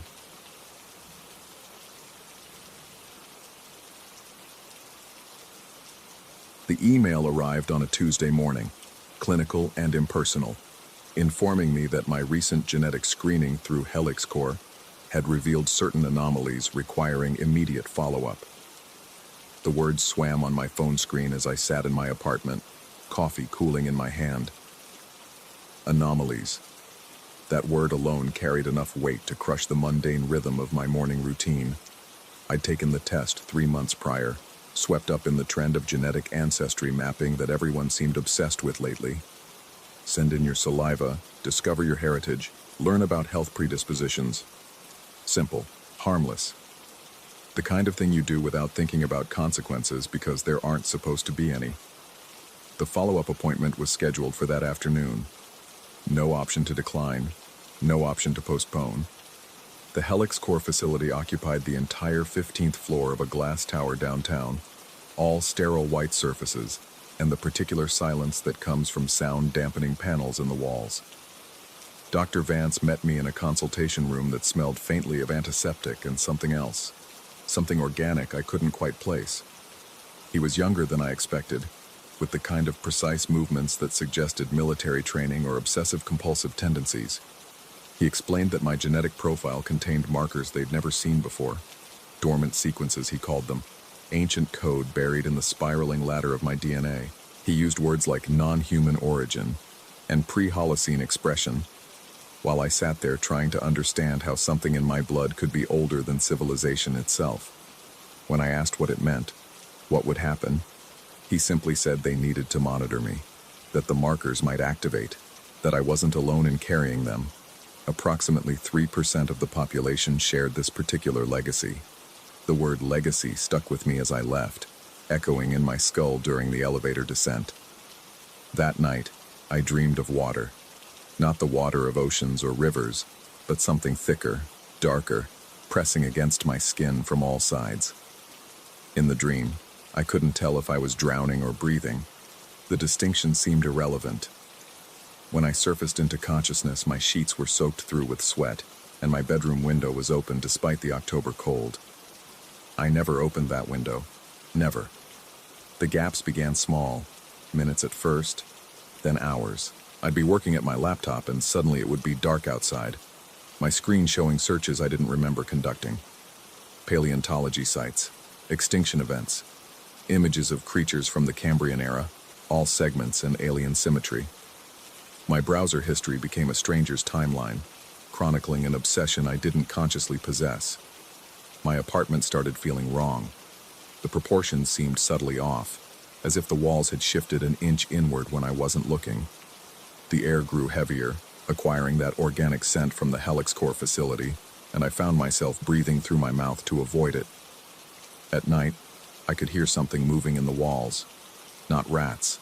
The sounds were too rhythmic, too deliberate, like something breathing in synchronization with my own lungs. Dr. Vance called weekly. The conversations followed a script. How was I feeling? Any unusual symptoms? Any memory lapses? I told him about the dreams, about waking up in places I didn't remember going to. He made notes with that same precise efficiency, never quite meeting my eyes, and assured me it was all expected. Part of the process, he said. The process. As if I'd agreed to something beyond that initial saliva sample. The morning I woke up covered in blood, I stopped pretending everything was manageable. It wasn't my blood. I checked myself frantically, finding no wounds, no explanation. But it coated my hands, my arms, dried into the creases of my palms and under my fingernails. The metallic smell filled my nostrils, thick and nauseating. My apartment looked like a crime scene, though there was no body, no victim, just destruction. Furniture overturned, claw marks gouged deep into the hardwood floor, and a trail of that blood leading from my bedroom to the bathroom, where I stood staring at my reflection. My eyes looked different. The color was wrong, pupils too dilated, and for just a moment, I saw something else looking back at me from behind my face, something ancient and patient. I scrubbed myself raw in the shower, watching pink water circle the drain, and tried to piece together the previous night. Nothing. just a void where 12 hours should have been, a blank space in my existence that terrified me more than the blood. Hell-X Corps sent a cleaning crew that afternoon. They arrived without me calling them, as if they'd been monitoring my apartment, waiting for this exact scenario. They worked in silence, efficient and thorough, removing all evidence of whatever had happened. Dr. Vance came with them, setting up equipment in my living room, cameras, sensors, devices whose purpose I couldn't guess at. He explained that the monitoring needed to be more intensive now, that I'd entered what he called the active phase, that I should consider myself fortunate to be part of something unprecedented. I didn't feel fortunate. I felt observed. The cameras caught nothing useful, or at least nothing they shared with me, but I started recording myself on my phone, propping it up before I slept, hoping to capture what my conscious mind couldn't retain. The footage showed me sleeping peacefully for hours, then nothing, pure static, as if something had corrupted the files precisely when events occurred. Every single recording ended the same way.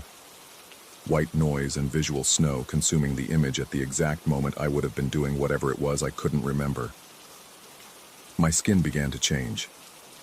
Subtle at first, patches of roughness along my forearms, a strange texture like scale patterns just beneath the surface. When I touched these areas, they felt hot, feverish, as if something was trying to push through from inside. I wore long sleeves constantly, even as summer approached, hiding the transformation that might have been real, or might have been my mind fracturing under the weight of sleep deprivation and fear. Dr. Vance's visits increased. He brought others now, colleagues who examined me with clinical detachment, taking samples, running tests, speaking in low voices about activation percentages and genetic expression timelines.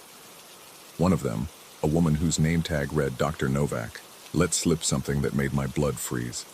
She mentioned others like me, dozens scattered across the city, all entering their active phases simultaneously, all being monitored, all changing.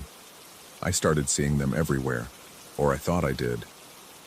People on the street who moved wrong, whose proportions seemed subtly alien, who watched me with eyes that held too much intelligence, too much ancientness. I couldn't tell anymore if I was recognizing fellow carriers of whatever slept in our DNA, or if I was simply losing my grip on reality, assigning significance to random strangers because my mind needed a pattern to cling to. The dreams intensified. I was something else in them now, something that had existed when the world was younger and stranger. I moved through prehistoric seas, through landscapes that had no name in any modern language. The memories felt more real than my waking life, more solid, and I began to wonder which state was the dream and which was the truth. One night, I woke up in the forest outside the city, naked, covered in mud and what might have been blood, or might have been something else entirely. My phone was dead, my apartment 15 miles away, and I had no memory of how I'd gotten there. The sun was rising, painting the trees in shades of red that seemed wrong, too vivid, too alive. As I walked back toward civilization, I felt eyes on me from the shadows between the trees. Not human eyes. Something else. Something watching the slow transformation with interest and perhaps recognition. Dr. Vance was waiting at my apartment when I finally made it back. He didn't seem surprised by my condition, didn't ask questions about where I'd been. Instead, he told me the truth, or his version of it. Hell-X Corps wasn't just discovering these genetic markers, they were activating them, deliberately. Through proprietary methods he wouldn't explain, they were waking up something that had been dormant for millions of years, buried in the genetic code of 3% of humanity. Not a random 3%, a chosen 3%. He spoke of cycles, of species that had dominated Earth before humans, of DNA as a time capsule carrying the imprint of extinct civilizations. He explained that we, the carriers, weren't degenerating or transforming into something random. We were remembering.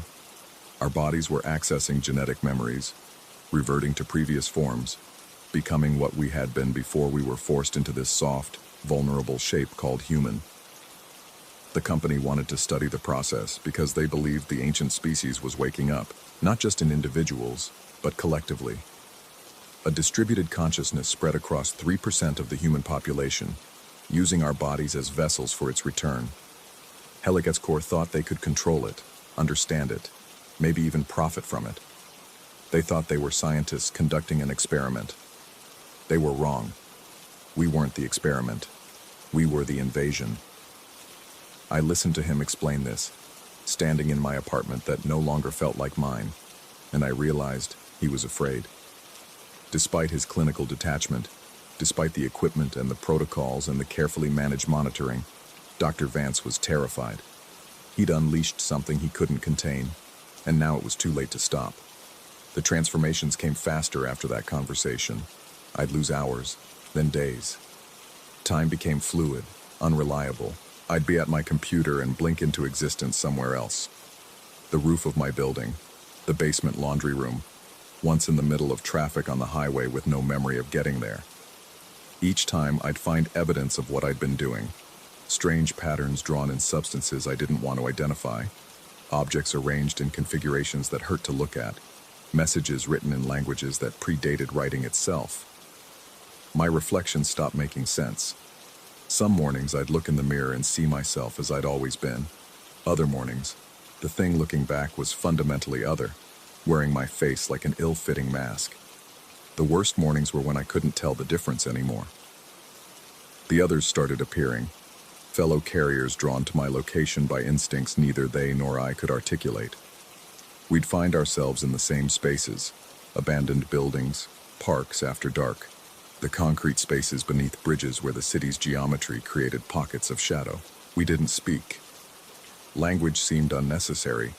We understood each other through older means, through the genetic memory that was overwriting our individual identities. Helic's core tried to intervene, tried to separate us, but they were operating with human logic against something that had been adapting to this planet for epochs before humans existed. Their facilities became gathering points. Their monitoring equipment recorded things they couldn't explain, and probably wished they hadn't witnessed. Dr. Vance stopped calling. The monitoring equipment remained in my apartment, but no one came to check the data anymore. I think they'd given up trying to understand what they'd started. Or maybe they'd finally grasped that they were never in control, that they'd simply accelerated something inevitable. Now I sit in my apartment, watching the sunset through windows that might not be real anymore.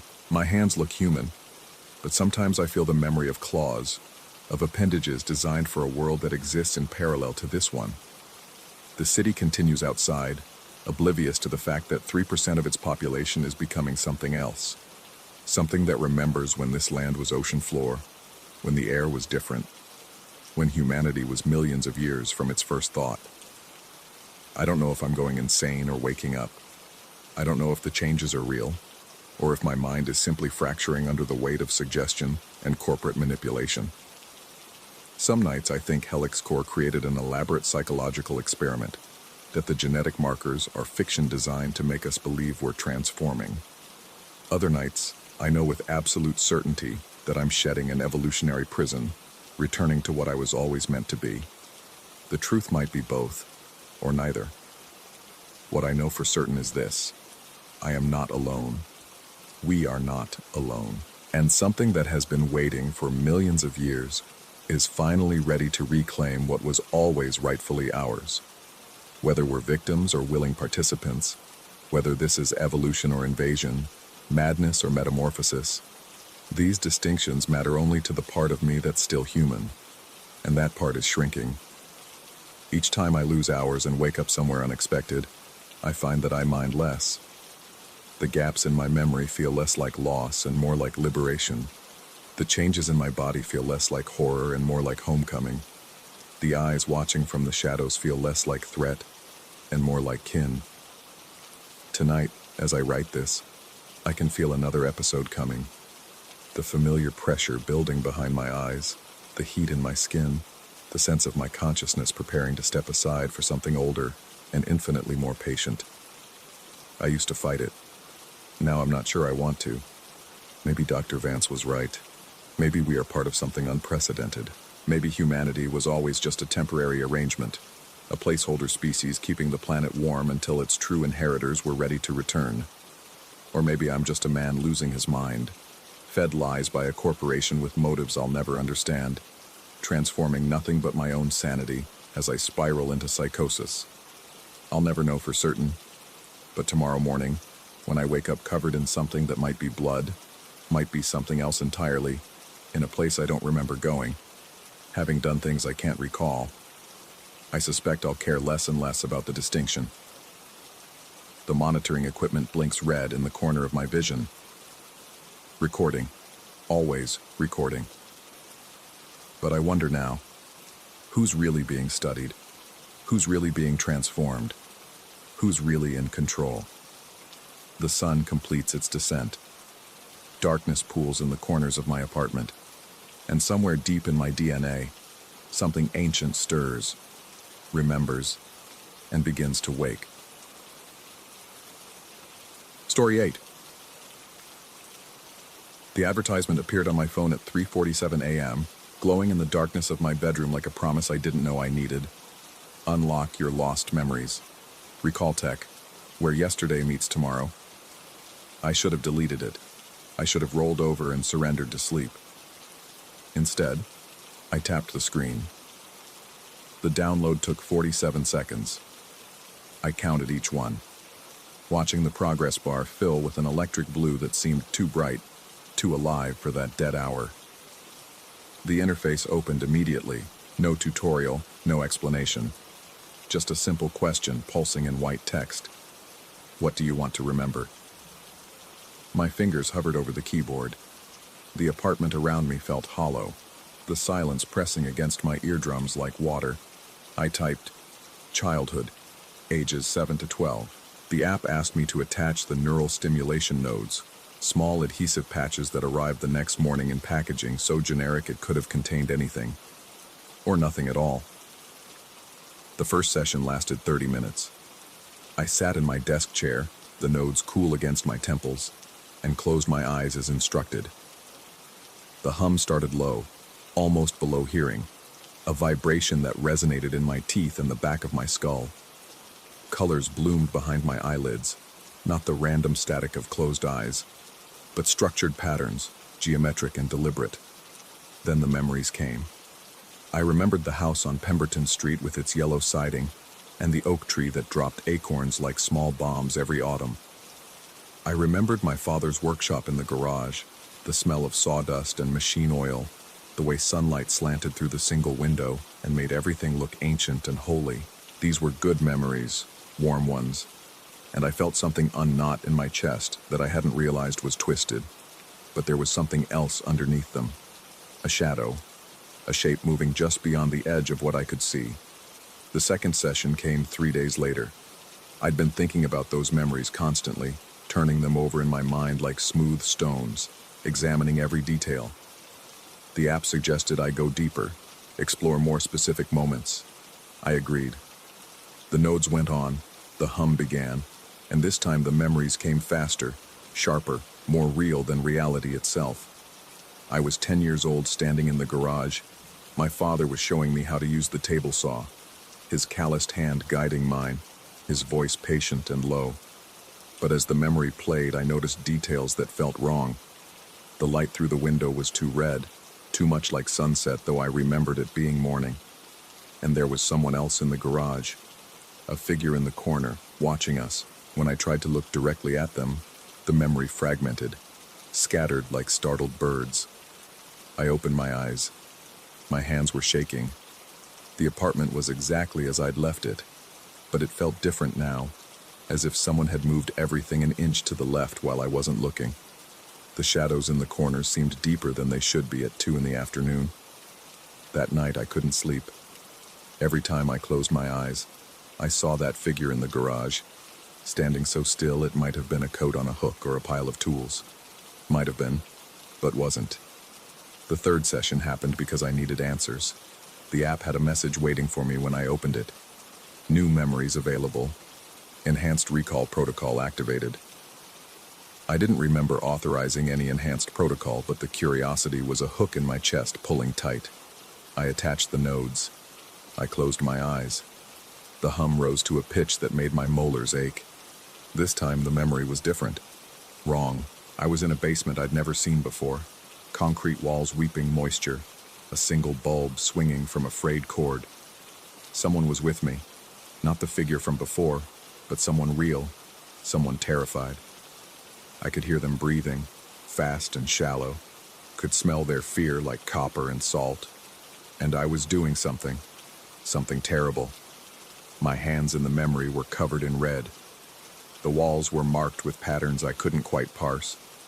And worst of all, I could feel the satisfaction, the pleasure. It wasn't my emotion, but it was in my body, in my head, as real as my own heartbeat. I tore the nodes off. The memory didn't stop. It kept playing behind my eyes, even when I opened them. I stumbled to the bathroom and vomited, the taste of acid and terror mixing with something that felt like guilt for a crime I'd never committed. When I finally looked up at the mirror, there was red under my fingernails. Faint, barely visible, but there. I scrubbed my hands until they were raw.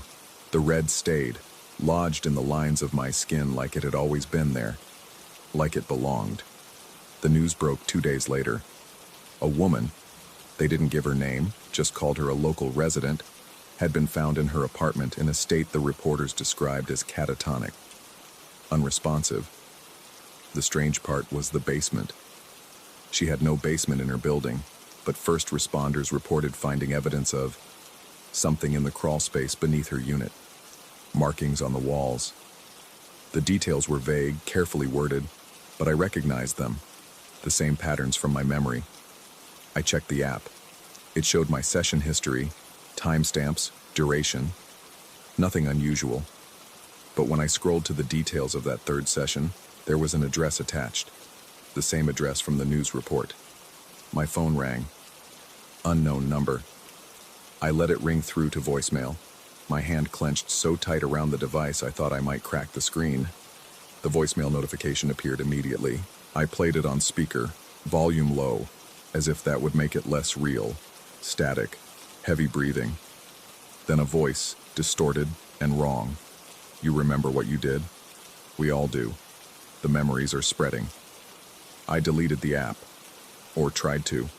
The icon wouldn't respond to my touch. When I went into settings to uninstall it manually, it wasn't listed. But it was still there on my home screen, pulsing softly, like a living thing. The nodes were still in my apartment. I'd thrown them away, watched the garbage truck take them, but they reappeared on my bedside table the next morning, the adhesive backing pristine, unused. I burned them in the sink. They were back by evening.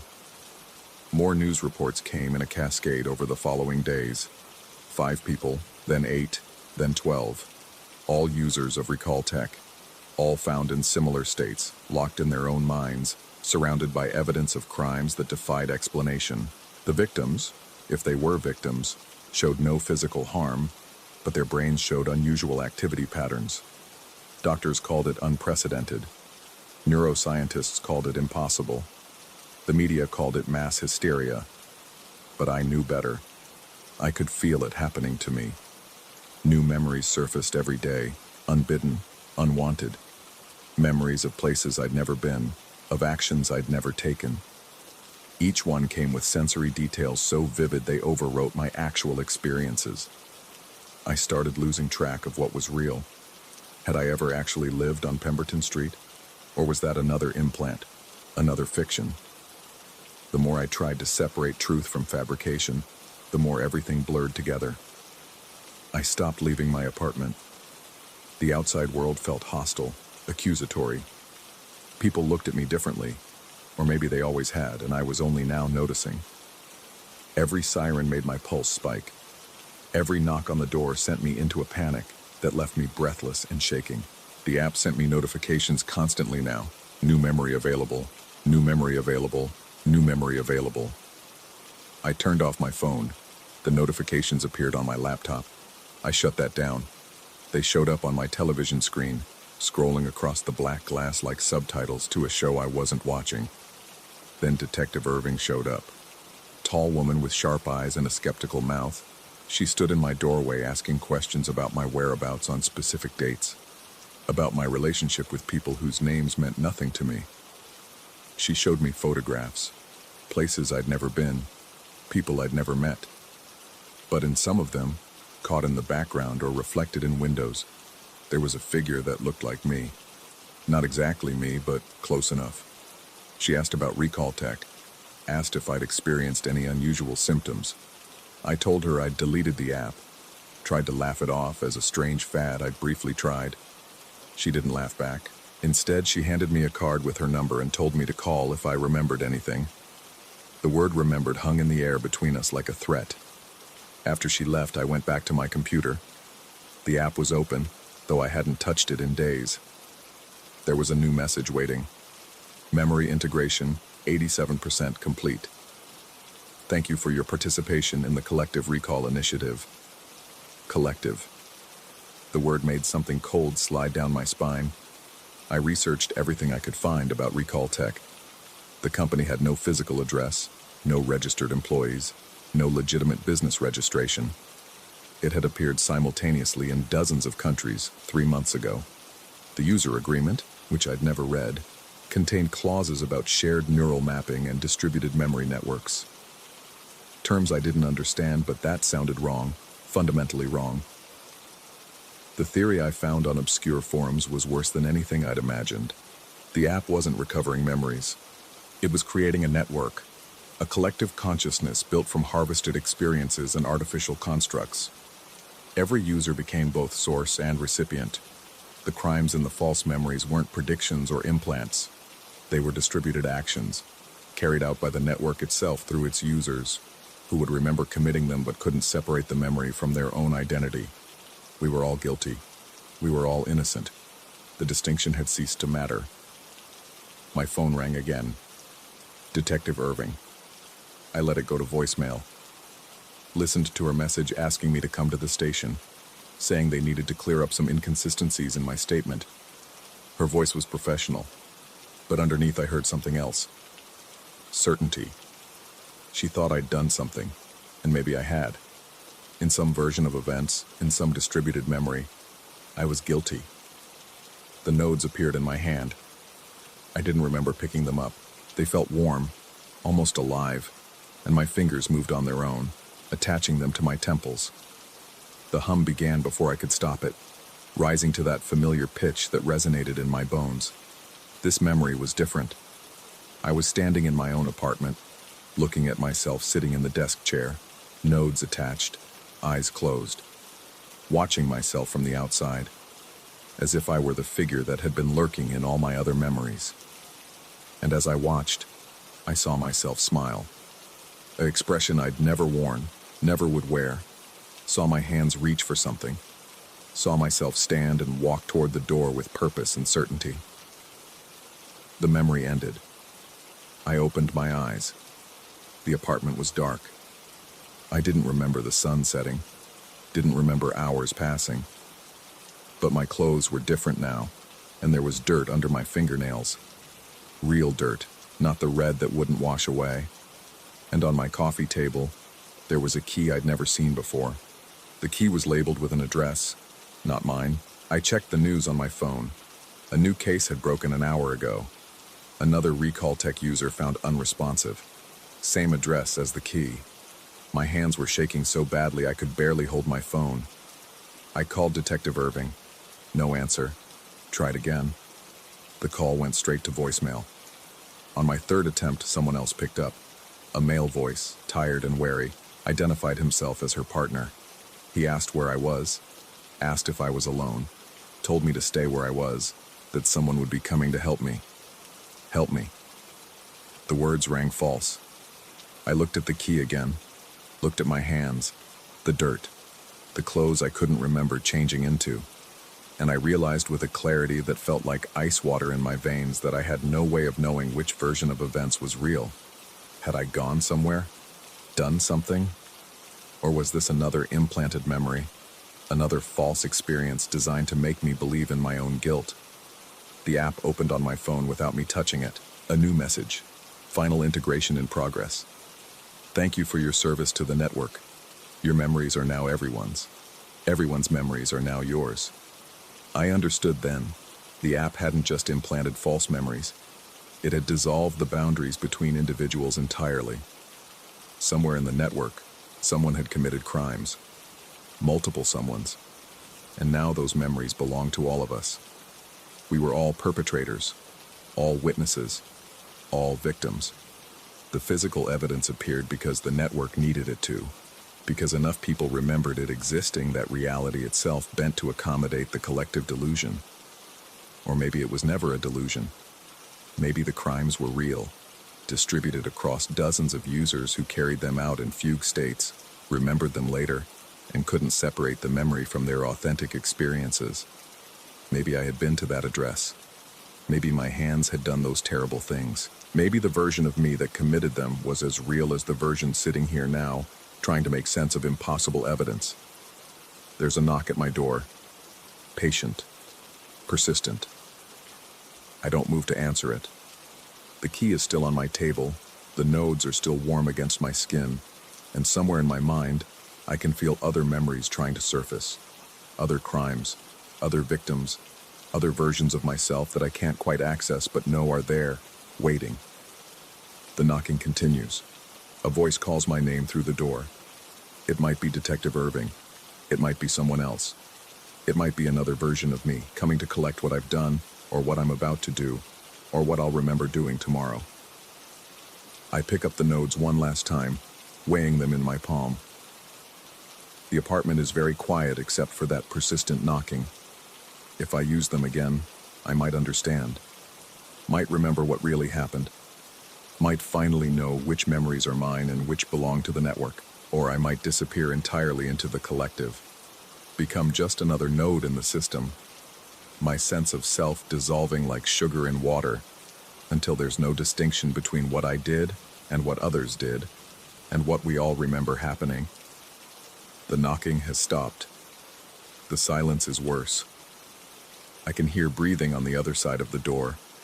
Or maybe I'm imagining it. Maybe I'm already gone, already integrated, and this moment is just another memory being created, distributed, experienced by dozens of users who will wake tomorrow believing they lived through this exact fear. I close my eyes. The nodes pulse against my temples. The hum begins. And somewhere, in a basement I may or may not have ever visited, in a moment that may or may not have occurred, I remember what I've done, what we've all done, what none of us can ever undo. The door opens. I don't remember unlocking it. Story 9. The smell hit me first.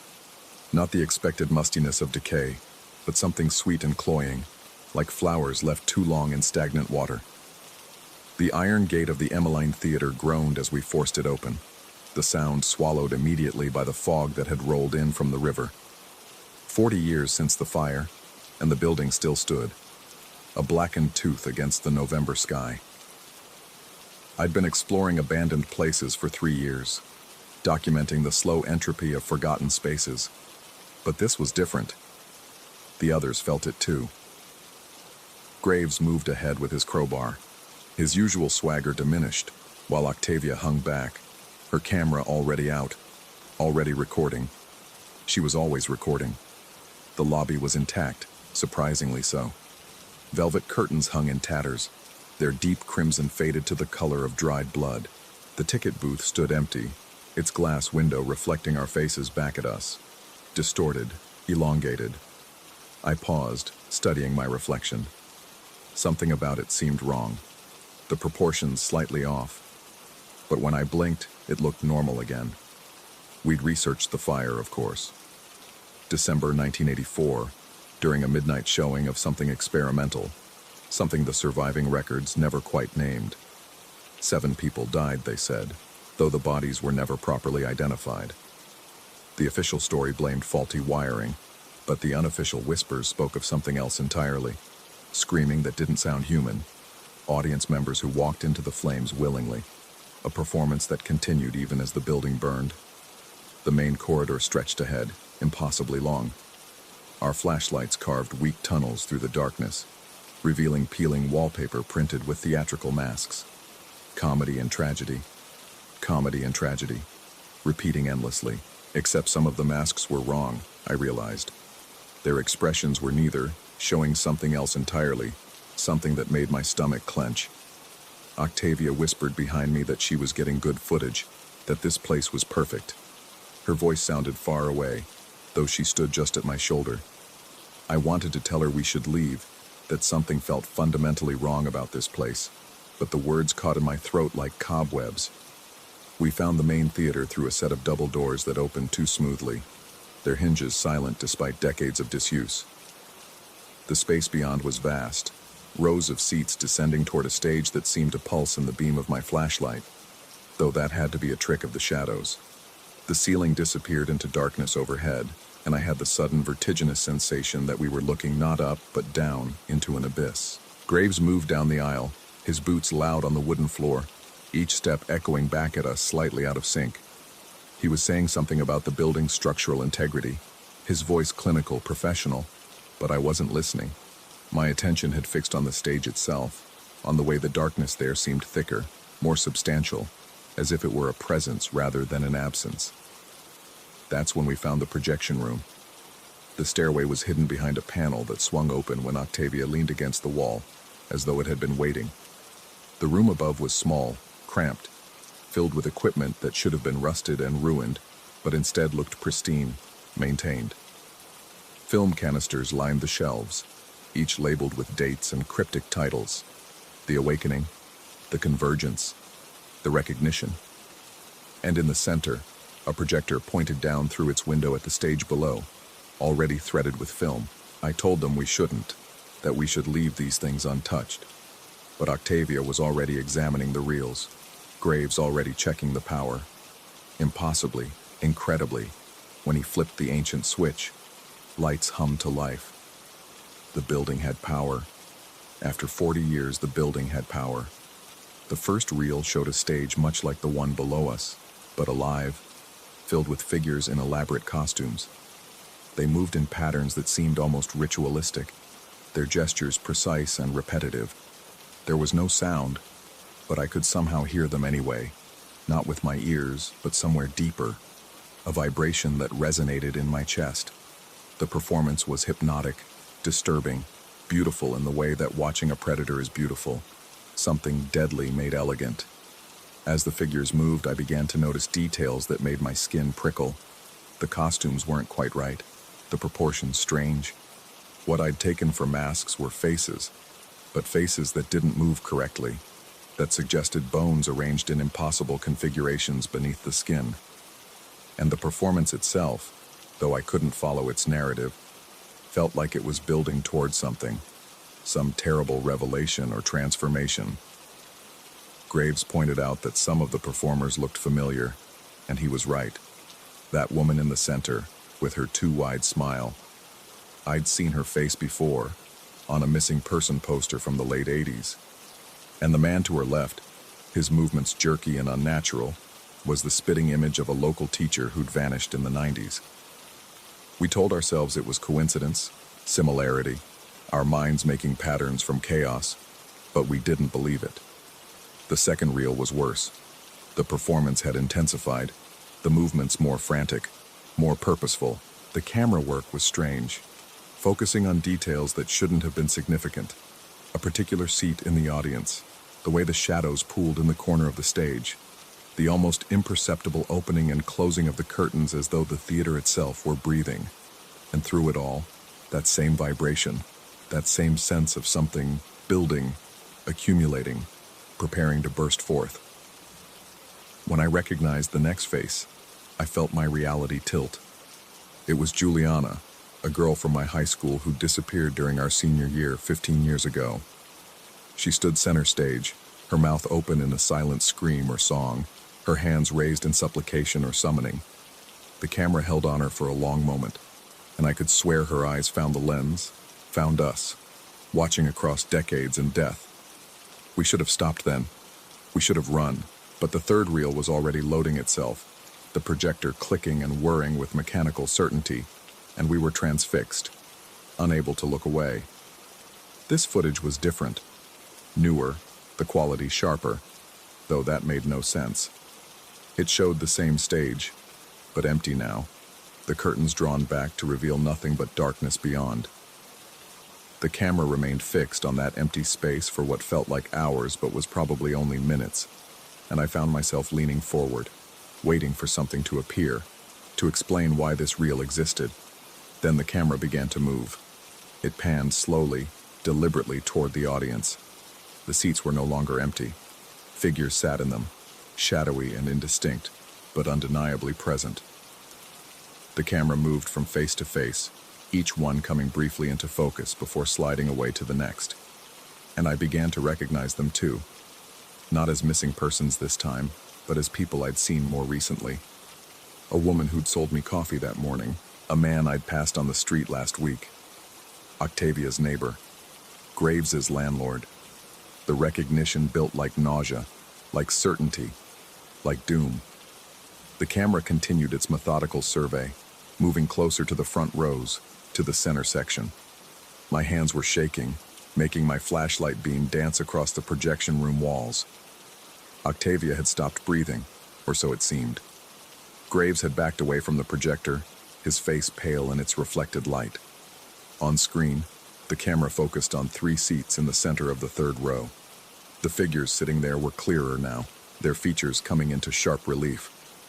I saw Graves first, unmistakably him, down to the scar above his left eyebrow, sitting rigid and staring at the empty stage with an expression of profound horror or ecstasy. I couldn't tell which. Beside him, Octavia, her camera raised, filming, always filming, her face slack and empty. And there, in the third seat, was me. I watched myself watching, my own face a study in terrible understanding, mouth slightly open as though I'd just realized something fundamental and awful about the nature of reality. The camera held on us for a long moment, and in that moment, I felt something shift, some barrier between then and now growing gossamer thin. The reel ended. The projector clicked off. In the sudden darkness, I heard breathing that wasn't ours, footsteps on the stairs that weren't ours. The rustle of movement in seats below that should have been empty. We ran, or tried to. The projection room door stuck, then gave way with a sound like a gasp. The corridor beyond stretched wrong, longer than before, the masks on the wallpaper all facing toward us now, all wearing that third expression, that one that was neither comedy nor tragedy but something else entirely. Behind us, from the theater proper, came sounds, the rustle of an audience settling into their seats, the murmur of anticipation, the heavy slide of curtains being drawn back. A spotlight snapped on somewhere, its beam visible through the gaps around the door, and I realized with dawning horror that the performance was beginning. We burst into the lobby, or what should have been the lobby. The space had changed, rearranged itself. The ticket booth was occupied now, a figure behind the glass watching us with eyes that reflected our flashlight beams like an animal's. The main doors stood ahead, but between us and them, I could see shapes moving in the darkness, converging. Graves reached the doors first and pulled, but they wouldn't open. They'd open inward, I knew they opened inward, but he was pulling and pulling, and they weren't moving. Octavia was screaming, actually screaming, her camera forgotten, hanging from its strap and still recording, still documenting everything. That's when I saw the tickets. They were in my hand, though I had no memory of taking them. 3 tickets, pristine and white, printed with today's date, and a showtime that was, according to my watch, 7 minutes ago. The Emmeline Theater, they read, presents The Recognition. Center section, third row, seats 14, 15, and 16. I understood then, with a clarity that felt like ice water in my veins. The theater hadn't been waiting for new performers. It had been waiting for its audience to arrive. We'd seen ourselves in that footage not because we were going to be there, but because we already were. Because we'd always been there. Because from the moment we stepped through that gate, we'd stopped moving forward through time and started moving sideways, slipping into a space where the performance never ended and the audience never left. The doors gave way suddenly, and we spilled out into the night, gasping, clutching at each other, alive and free. The fog had lifted. The street was empty. My car sat where we'd left it, ordinary and solid and real. We drove away in silence, dropping Octavia at her apartment, Graves at his place. We promised to talk tomorrow, to make sense of what we'd seen, to watch the footage from Octavia's camera. But I knew we wouldn't. I knew that tomorrow we'd convince ourselves it was tricks of the dark, suggestible minds, the power of suggestion in a creepy place. We'd laugh nervously and agree never to go back. I'm sitting in my apartment now, writing this down while the memories are still fresh, while I can still feel the weight of those tickets in my hand. I've checked my pockets 3 times. They're not there. Of course they're not. Except, my coat, hanging by the door, seems heavier than it should. And somewhere, very faint, I can hear music. Not from any identifiable source, but from everywhere and nowhere at once. It sounds like an overture, like the beginning of something that's been waiting a very long time to start. Tomorrow, I know, I'll wake up and question all of this. I'll think maybe I'm tired, stressed, that we all fed off each other's fear and imagination. I'll watch the news and see people going about their normal lives, and I'll convince myself that the world is solid and sensible and safe. But tonight, right now, I keep thinking about that footage, about the figure sitting in seat 16, about the expression on my own face, that look of terrible understanding. And I keep thinking about what comes after recognition, what the next act might be.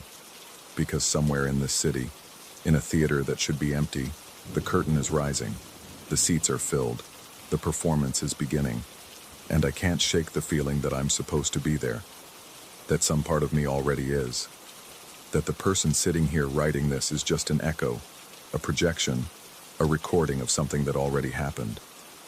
The music is getting louder now, or maybe I'm just learning to hear it better. The tickets are in my coat pocket after all. I just checked. I don't remember putting them there. The showtime is in 3 hours. I'm not going to go. I'm not. I'm going to stay here, lock my doors, wait for morning. I'm going to be rational and safe and sane.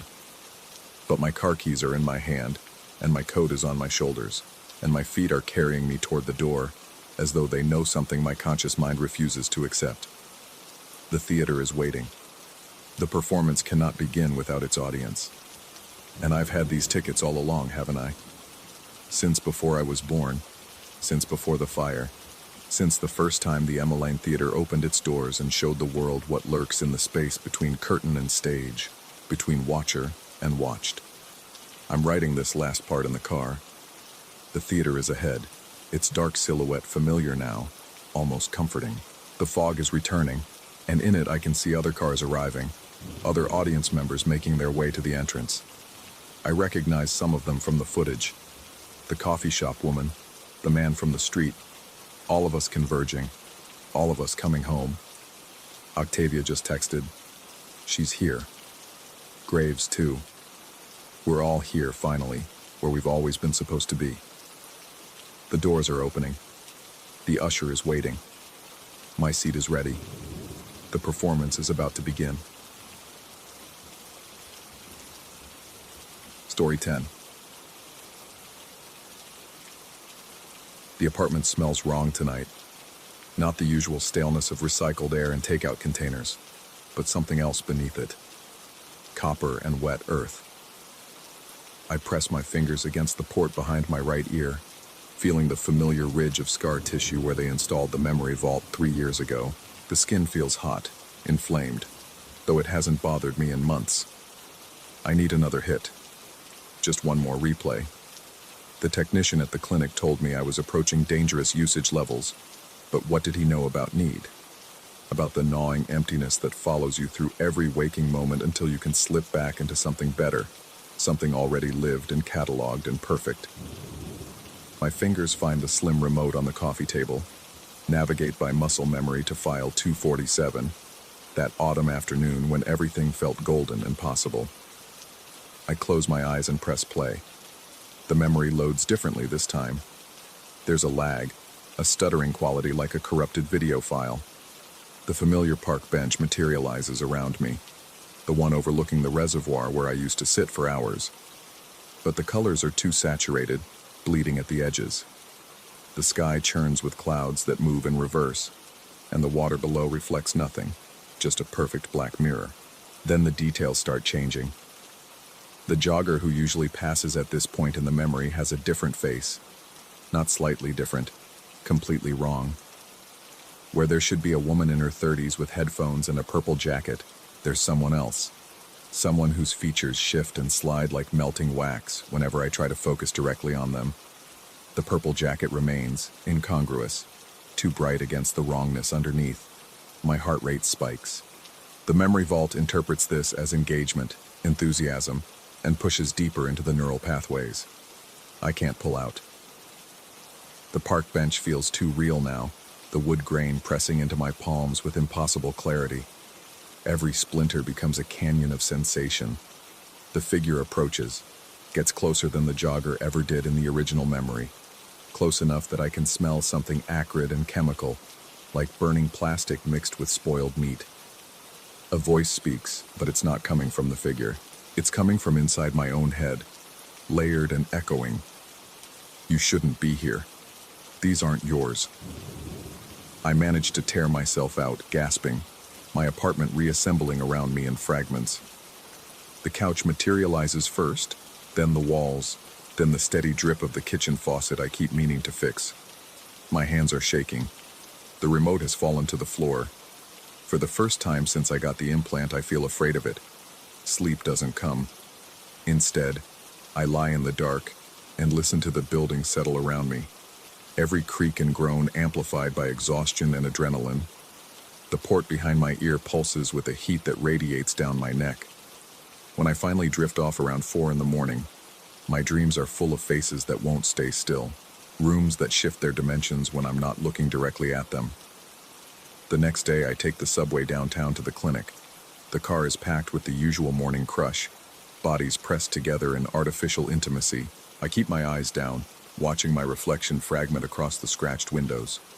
But somewhere around the third stop, I start to feel it. The sensation of being watched, specific and intense, like a physical weight on the back of my neck. I turn slowly, scanning the crowd. Everyone is absorbed in their phones or their own thoughts, the practiced vacancy of city commuters.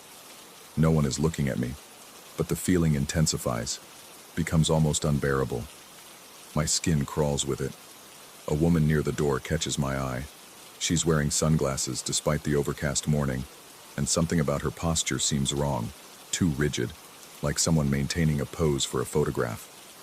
When the doors open at the next stop, she doesn't move, even though she's positioned right in front of the exit.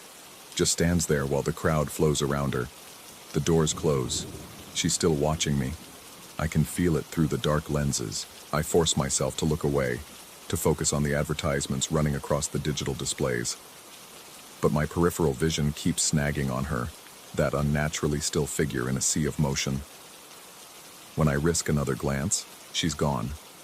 Completely vanished in the 30 seconds I wasn't looking. The space where she stood is empty, and no one else seems to have noticed. The clinic waiting room is trying too hard to be calming. Soft blue walls, white noise machines humming beneath new age music, the receptionist speaking in practiced gentle tones. I give my name and try not to fidget while I wait. The other patients look hollowed out, vacant in a way that has nothing to do with boredom. One man sits perfectly motionless, staring at nothing, a thin line of drool connecting his lip to his collar.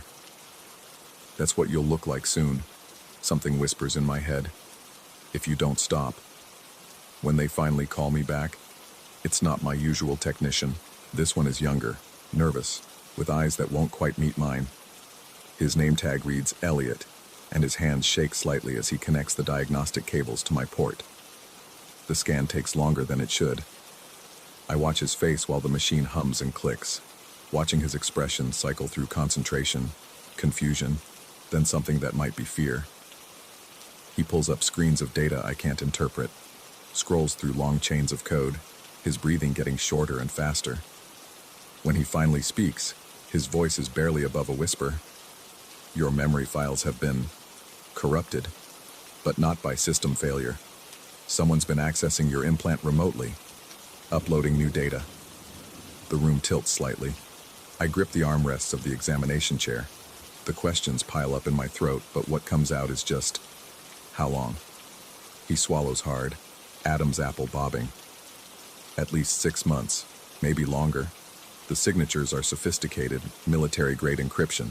Whoever did this knew exactly what they were doing. His fingers fly over the keyboard, pulling up file after file. These memories you've been replaying, the ones that feel wrong, they're not yours. They're not anyone's. Not originally. They're composites. Fragments stitched together from multiple sources. My mouth has gone dry. Multiple sources.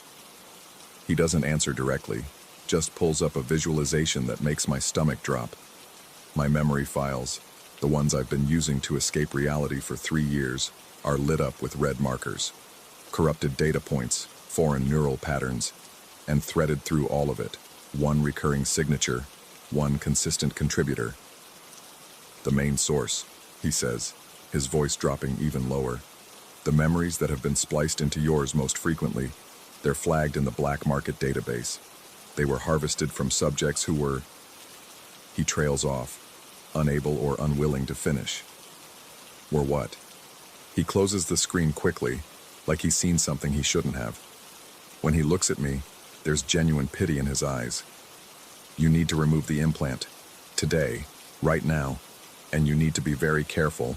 Whoever's been feeding you these files, they'll know the moment you start digging. They'll know I'm telling you this. As if summoned by his words, my phone buzzes. A text from an unknown number. Don't trust him. Come to the address below. Alone. I can explain everything.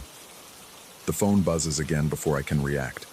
Another message from the same number. I've been watching you. I know what you're experiencing. The distortions, the feeling of being followed. It's real. All of it. And it's only going to get worse. A third message arrives while I'm still staring at the second. Unless you give me what I need. I don't go home. Can't risk it. Instead, I find myself walking, putting distance between myself and the clinic, my phone burning like a hot coal in my pocket. The city moves around me in familiar patterns, but nothing feels solid anymore. Every face in the crowd could be watching. Every window could hide an observer.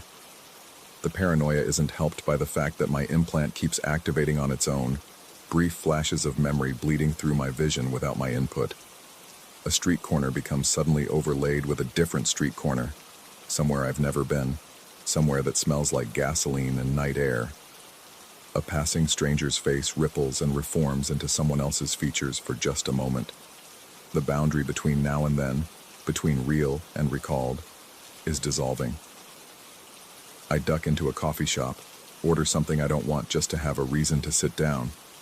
The barista looks at me with concern, and I wonder what expression I'm wearing. What's showing on my face that makes her hand tremble slightly when she gives me my change. My phone buzzes again. This time it's not a text, but a file transfer notification. Someone is sending me a memory directly, pushing it through the memory vault's wireless protocol. I should refuse it, delete it immediately. Instead, my finger hovers over the accept button, curiosity and dread mixing into something toxic. I accept. The memory hits hard and immediate. No gentle loading sequence. I'm somewhere industrial, all concrete and exposed pipes and fluorescent lights that flicker with a frequency just below the threshold of visible. The perspective is wrong, too low, and I realize with sick certainty that this isn't my memory.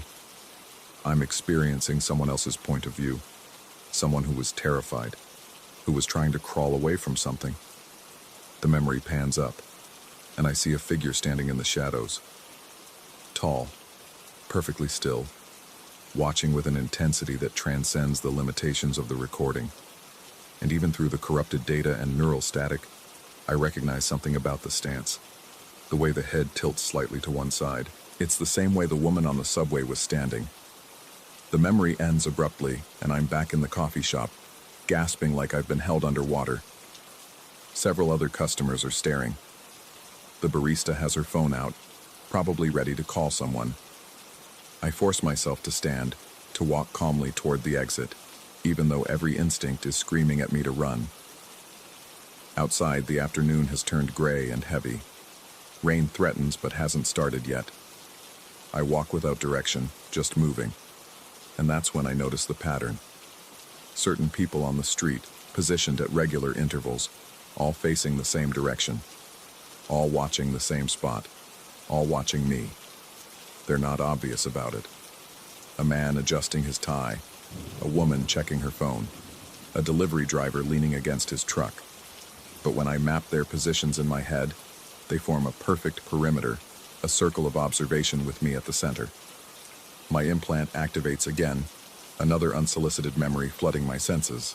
This time it's a room I recognize, my own apartment, but filmed from an angle I've never seen.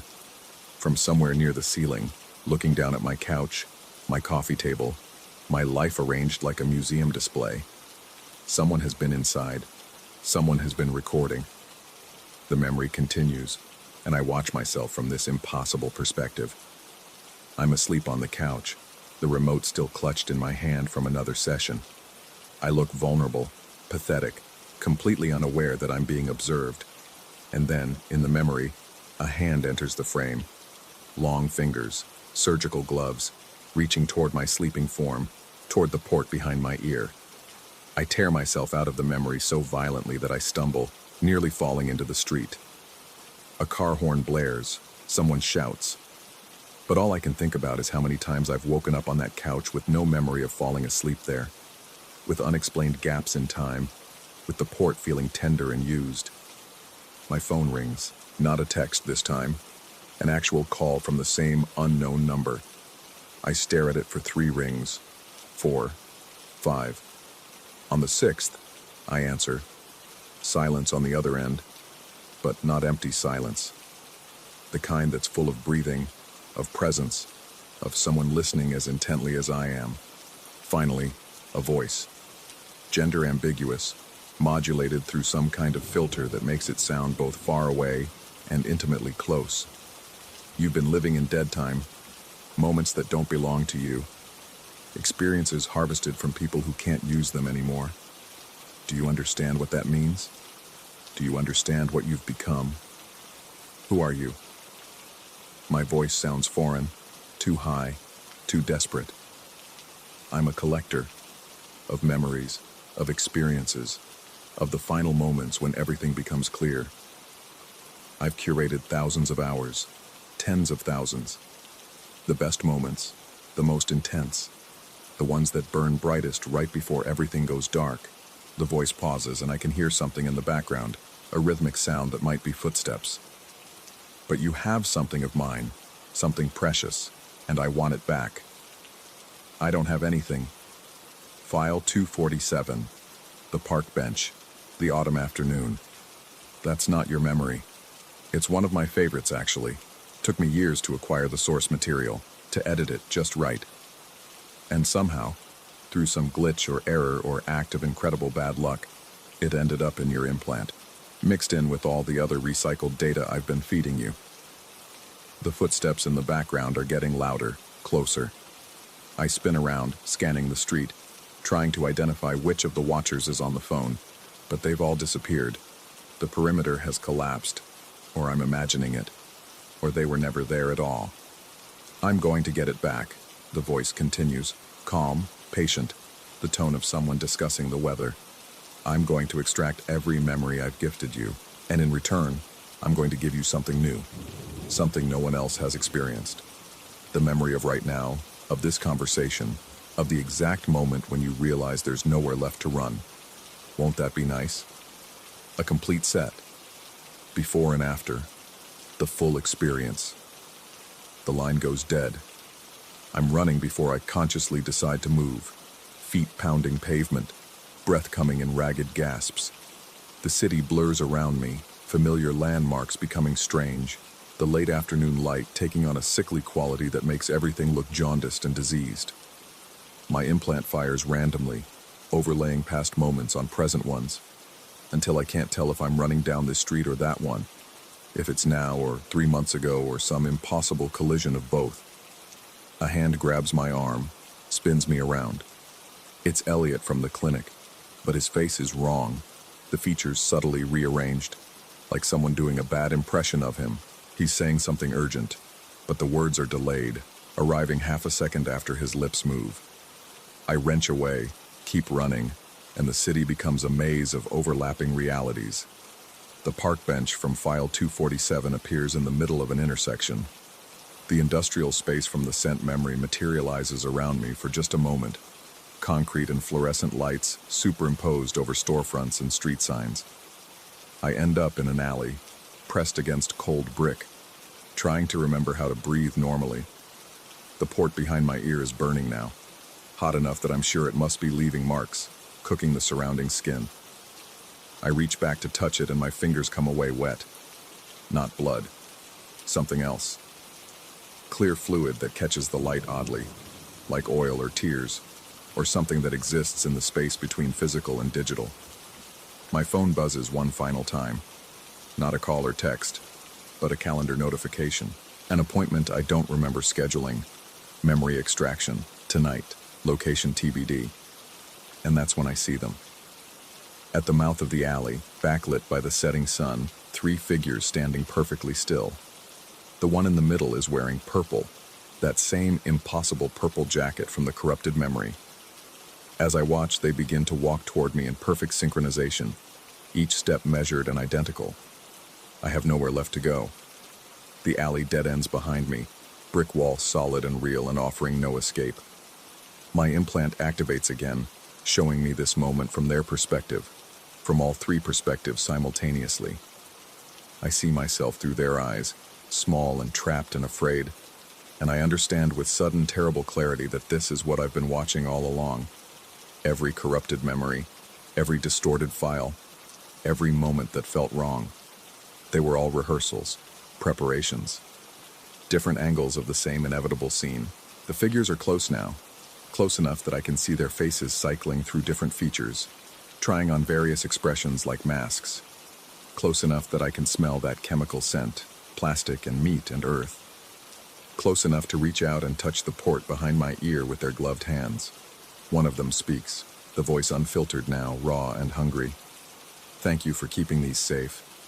We're going to take such good care of them, and you'll get to see everything, from every angle, forever. The port connects with a click that echoes inside my skull. The extraction begins. My memories start to flow outward, draining like water from a broken vessel, and in their place comes something else. The full archive. Every moment they've collected, every final experience, every perspective from every harvested consciousness, flooding into me in a torrent I cannot stop. I feel myself fragmenting, splitting into countless viewpoints, countless moments of terror and confusion, and the desperate animal need to escape that never finds resolution. The alley becomes 1,000 different places. The figures become 1,000 different collectors. I become 1,000 different versions of prey, all experiencing the same ending in infinite variation.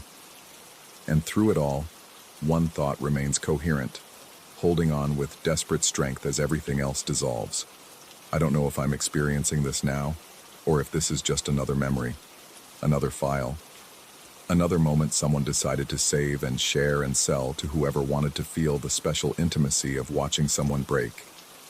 I don't know if I'm still in my apartment, remote in hand, lost in another playback session, imagining threats and chases and purple-jacketed figures because my brain is finally eating itself from the inside out. I don't know if Elliot was real, or if the clinic exists, or if I'm writing this or remembering writing this or reading a memory of someone else writing this while thinking they were me. The extraction continues, or starts, or has been happening forever. The figures remain, or vanish, or were never there at all. The alley stays solid around me, or dissolves into the 1,000 other places I've been or will be, or never was. And in my pocket, my phone buzzes with a notification I'll never read, a message I'll never answer, another file transfer from another unknown source, ready to show me one more moment that doesn't belong to me, one more experience that will layer itself over whatever remains of who I used to be, until the distinction becomes meaningless, until everything is just data waiting to be played back and consumed and recycled again. The port behind my ear burns with a heat that transcends sensation, and I realize with the last coherent thought I may ever have that I don't know if I'm screaming, or if I'm just remembering screaming, or if I'm experiencing someone else's memory of this moment, recorded and curated and fed back to me in an endless loop. I don't know. I don't know. I don't...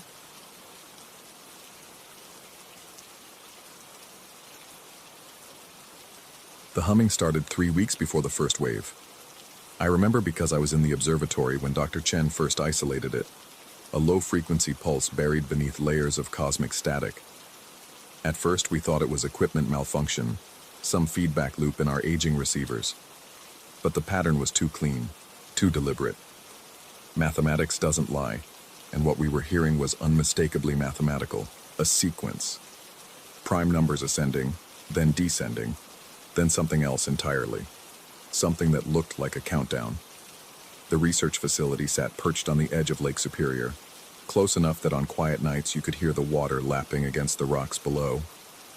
I'd worked there for 6 years, cataloging radio signals from deep space, searching for patterns in the noise. This was the first time the noise had searched back.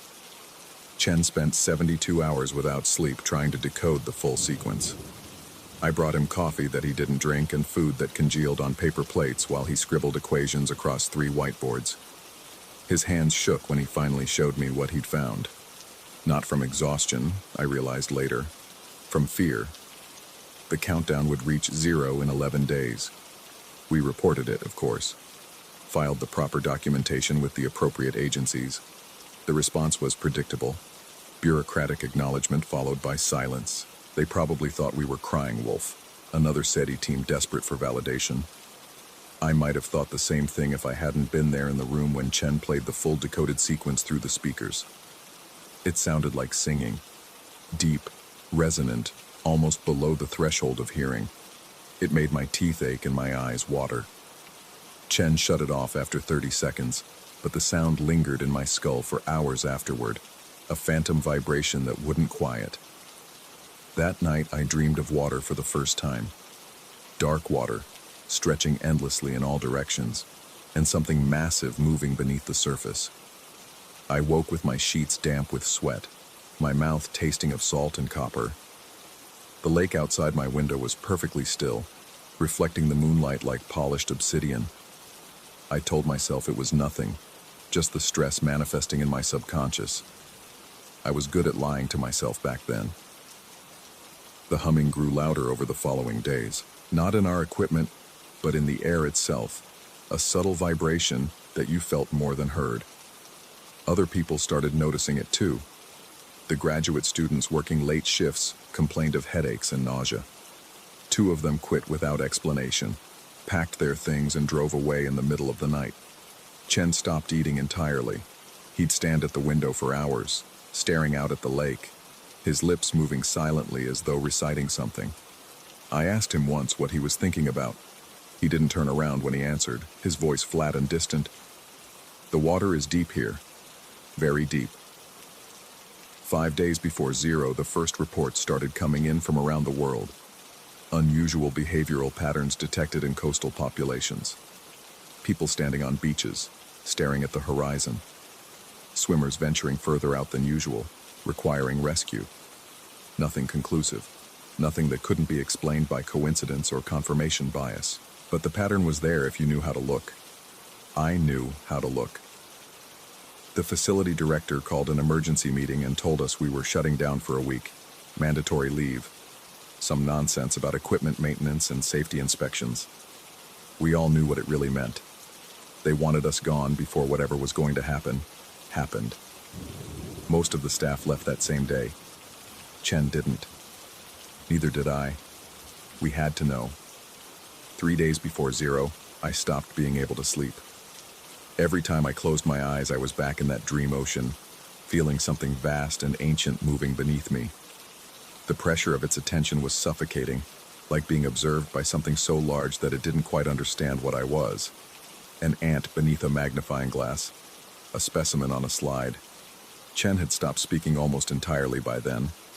He'd set up a cot in the observation room and stayed there around the clock, monitoring the signal. His eyes had taken on a strange, glassy quality, and there were dark circles beneath them that looked less like exhaustion and more like bruises. Sometimes I'd catch him with his ear pressed against the wall, listening to something I couldn't hear. The night before 0, I found him standing at the edge of the facility's boat dock, his feet inches from the water. The lake was perfectly calm, but the moonlight on its surface seemed wrong somehow. Too bright, almost phosphorescent. I called his name and he turned to look at me. For just a moment I didn't recognize him. His expression was serene, almost blissful, and when he smiled, his teeth looked too white in the darkness. He told me he could hear them singing down there, building their cathedral in the deep places. He said it was beautiful. He said I'd understand soon. I grabbed his arm and pulled him back from the edge, and the moment my skin touched his, I heard it too. That deep, resonant sound from the decoded signal. But this time it wasn't coming from speakers or equipment. It was coming from everywhere, from the water and the air and the ground beneath our feet. It was coming from inside my own chest, resonating in my bones. I let go and stumbled backward, my heart hammering. Chen just stood there, still smiling that terrible, peaceful smile. Then he walked back to the facility without another word, leaving me alone on the dock with the sound of gentle waves and something else. Something that might have been breathing, rising from the depths below. 0 hour came at 3:47 a.m. I was in the observation room, had been for hours, unable to do anything else. The countdown reached its final sequence and the signal changed. It went from that low-frequency hum to something else entirely. Something that bypassed my ears and went straight into my brain. Not sound exactly, but meaning, pure and undiluted. The invitation. Through the window I watched them come. People emerging from houses, from cars, from everywhere. Moving with synchronized purpose, converging on the lake. There was no running, no panic. Just that steady, inexorable march toward the water. They walked into the shallows, into the depths, and kept walking even as the water rose over their heads. They didn't struggle. They didn't drown. They simply continued, step by step, down into darkness. Chen went too, of course. I watched him walk past the window, his expression still serene, still smiling. He didn't look back. I didn't go. Something in me resisted. Some stubborn, screaming part of my consciousness that refused the invitation. The signal battered against my mind like waves against a breakwater, but I held firm. I don't know why I was immune, or if immune is even the right word. Maybe I was just broken in the right way. Maybe my fear was stronger than the call. The lake took thousands that night. The morning news was chaos, global panic, conspiracy theories and religious fervor and government denials. But I wasn't watching the news. I was watching the lake. The water had changed. It was darker now, thicker somehow, and there were patterns on the surface, geometric formations that shouldn't exist in nature. And beneath them, lights. Faint at first, then growing stronger. Bioluminescence, perhaps, or something else. Something they were building down there in the crushing pressure and absolute dark. I stayed at the facility because I had nowhere else to go. The world was fracturing, people arguing about whether it was mass hysteria or religious rapture or aliens or biological warfare. Nobody wanted to hear about radio signals from deep space or mathematical sequences that predicted human behavior. That was too strange, too inexplicable. But I knew. And in the following days, I began to understand more. The ones who'd gone into the water, they weren't dead. I could feel them sometimes, at the edge of my perception, a presence vast and distributed, like a colony organism or a neural network. Thousands of minds, maybe millions by now, all connected, all working towards something, building something. Chen was down there. I knew this with absolute certainty. Part of him was still Chen, but part of him was also something larger, something that had existed long before humans looked up at the stars and wondered if they were alone. Something that had been waiting in the dark waters of the universe, patient and eternal, for exactly the right frequency to carry its signal home. I started having the dreams again, more vivid now, more detailed. I could see what they were building. Impossible architecture, non-Euclidean geometry that hurt to look at, structures that existed in more dimensions than my mind could process. A cathedral, Chen had called it. But it was more than that. It was a gateway, a door opening onto something vast and terrible and beautiful all at once. 3 weeks after the first wave, the signal began again. The same pattern, the same sequence, but this time it was stronger. So much stronger. I could feel it in my fillings, in the metal frame of my bed, in the wiring behind the walls. The whole facility thrummed with it like a tuning fork struck by an invisible hand. And this time I knew I wouldn't be able to resist. Already I could feel my immunity crumbling, that stubborn core of resistance wearing thin under the relentless pressure of the signal. I found myself standing at windows, staring at the lake, watching those lights pulse beneath the surface in rhythm with something I could almost hear, almost understand. The countdown was shorter this time, 7 days instead of 11. They were accelerating, becoming more efficient, learning, or perhaps they'd always known, and the first wave had just been a test, a calibration of the signal to match human neurology. I tried to leave, got in my car, started driving inland, away from the lake, away from the ocean, toward the high deserts where water was scarce and the earth was dry. But every gas station I stopped at had a fountain. Every town had a reservoir. Water was everywhere, and with it, that insistent pull, that growing certainty that I was supposed to be somewhere else, somewhere deeper. On the 4th day of the second countdown, I turned the car around. I told myself it was to document what happened, to be a witness, to gather data that someone might find useful. But the truth was simpler and more terrible. I was curious. I wanted to see what they were building. I wanted to understand what had taken Chen and all the others. I wanted to know why the universe had sung to us from the darkness between stars, and what it wanted us to become. The facility was empty when I returned. Everyone else had been taken in the first wave or fled afterward. It was just me and the signal and the lake, dark and patient, waiting below.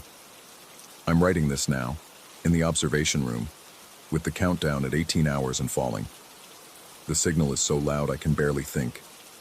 My hands shake as I type, and I have to keep stopping to wipe the tears from my eyes, though I don't know why I'm crying. Fear, maybe, or anticipation, or both. The lights beneath the lake are much brighter now, close to the surface, as though whatever they're building is nearly complete. Sometimes I think I can see shapes moving down there, human-shaped but wrong, adapted to the pressure and the darkness. Sometimes I think I can hear Chen's voice among the chorus, calling my name. Soon I'll walk down to the dock. Soon I'll step off the edge and feel the cold water close over my head. Soon I'll take that final step into the deep, and I'll join them, and I'll understand everything. Or maybe I won't. Maybe I'll just die like anyone who walks into a lake and doesn't come back up. Maybe this is all delusion, some mass psychosis triggered by infrasound or environmental toxins, or the simple, terrible loneliness of being human in an indifferent universe. I don't know anymore what's real. I don't know if the signal came from space or from somewhere deeper, from the dark places in our own minds that we've always been afraid to explore. I don't know if Chen and the others are transformed or simply gone, if they're building a cathedral or slowly decomposing on the lake floor, while I invent meaning to cope with their absence.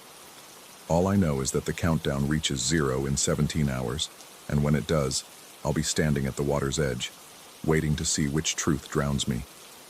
The signal is so beautiful now, like singing, like coming home. I wonder what we'll build together, down where the light doesn't reach.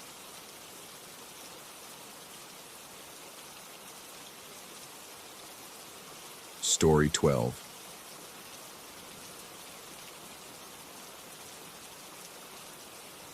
The first time I counted the doors on my floor, I reached 14. The second time, 17. By the third count, I'd stopped trusting my own arithmetic. I'd moved into the Ashford building 3 months ago, drawn by the reasonable rent and the proximity to my office downtown. The building manager, a gaunt man named Eli Thorne who wore the same gray cardigan regardless of the season, had mentioned nothing unusual during the tour. Just pointed out the amenities, elevator at the end of each corridor, garbage chute on every floor, laundry in the basement, standard features for a 1970s apartment complex that had seen better decades. But there were the doors. My apartment was 7F, 7th floor, Unit F. Simple enough. except the hallway that led to my door contained entrances that made no geometric sense. Between 7E and 7F, there should have been nothing but wall. Instead, 3 doors stood in that space, unmarked and identical to every other door in the building. Same brushed steel numbers that should have been there. Same peeling beige paint. Same tarnished brass handles. I'd asked Thorne about them during my second week. He'd looked at me with eyes that seemed too tired for his age, and told me that some doors were maintenance access, others led to storage spaces created during renovations, and a few were simply architectural quirks from when the building expanded in the 80s. He'd suggested, with a politeness that felt rehearsed, that I shouldn't worry about doors that weren't mine. The problem was, I couldn't stop noticing them. They multiplied in my peripheral vision. Walking to the elevator, I'd count 6 doors between mine and 7G. Returning an hour later, there'd be 8. The fluorescent lights hummed at a frequency that made my molars ache, and in that sickly yellow glow, the hallway seemed to stretch and contract like something breathing. I began creating a map. Not out of obsession, I told myself, but practicality. If the building's layout was genuinely confusing, documentation would help. I used my phone at first, photographing each door, noting its position relative to the apartments I knew were legitimate. The photos came out strange, blurred in ways that my phone's camera shouldn't produce. In some shots, doors appeared in positions where I'd sworn there'd been only wall seconds before. The other residents moved through the hallways like sleepwalkers, eyes forward, never pausing at the extra doors. In the elevator, they stared at the numbers above the door with an intensity that suggested determination rather than absent-mindedness. Mrs. Delacroix from 7C, a woman in her 70s who'd lived here for decades, had perfected this practiced ignorance. When I'd tried to mention the doors to her once, she'd simply smiled with her entire face except her eyes, and told me that old buildings have their peculiarities. That was before the disappearances started, or perhaps they'd been happening all along, and I'd only just begun noticing. It began with sounds. Late at night, I'd hear footsteps in the hallway, normal enough in an apartment building.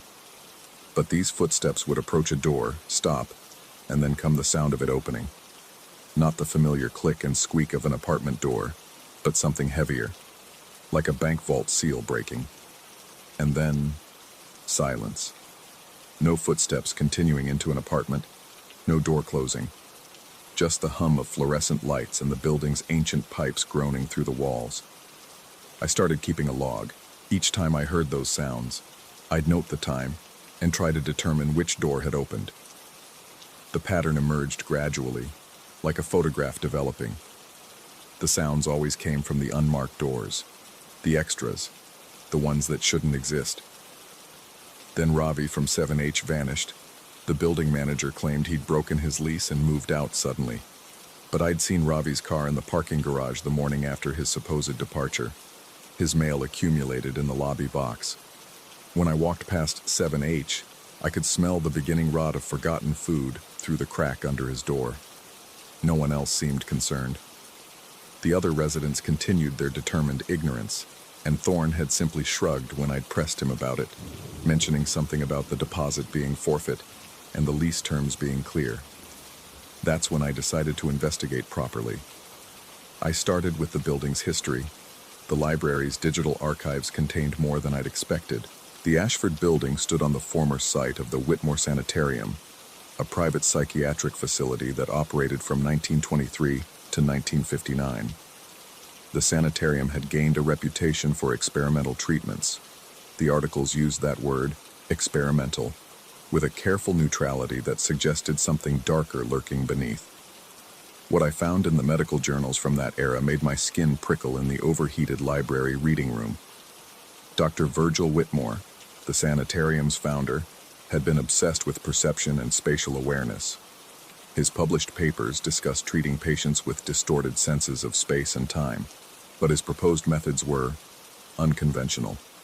He'd theorized that certain geometries could affect human consciousness, that architecture itself could be therapeutic or harmful. The sanitarium had burned in 1959, a fire that killed 3 staff members and injured several patients. The official report blamed faulty wiring, but I found a letter to the editor in a local paper from the week before the fire.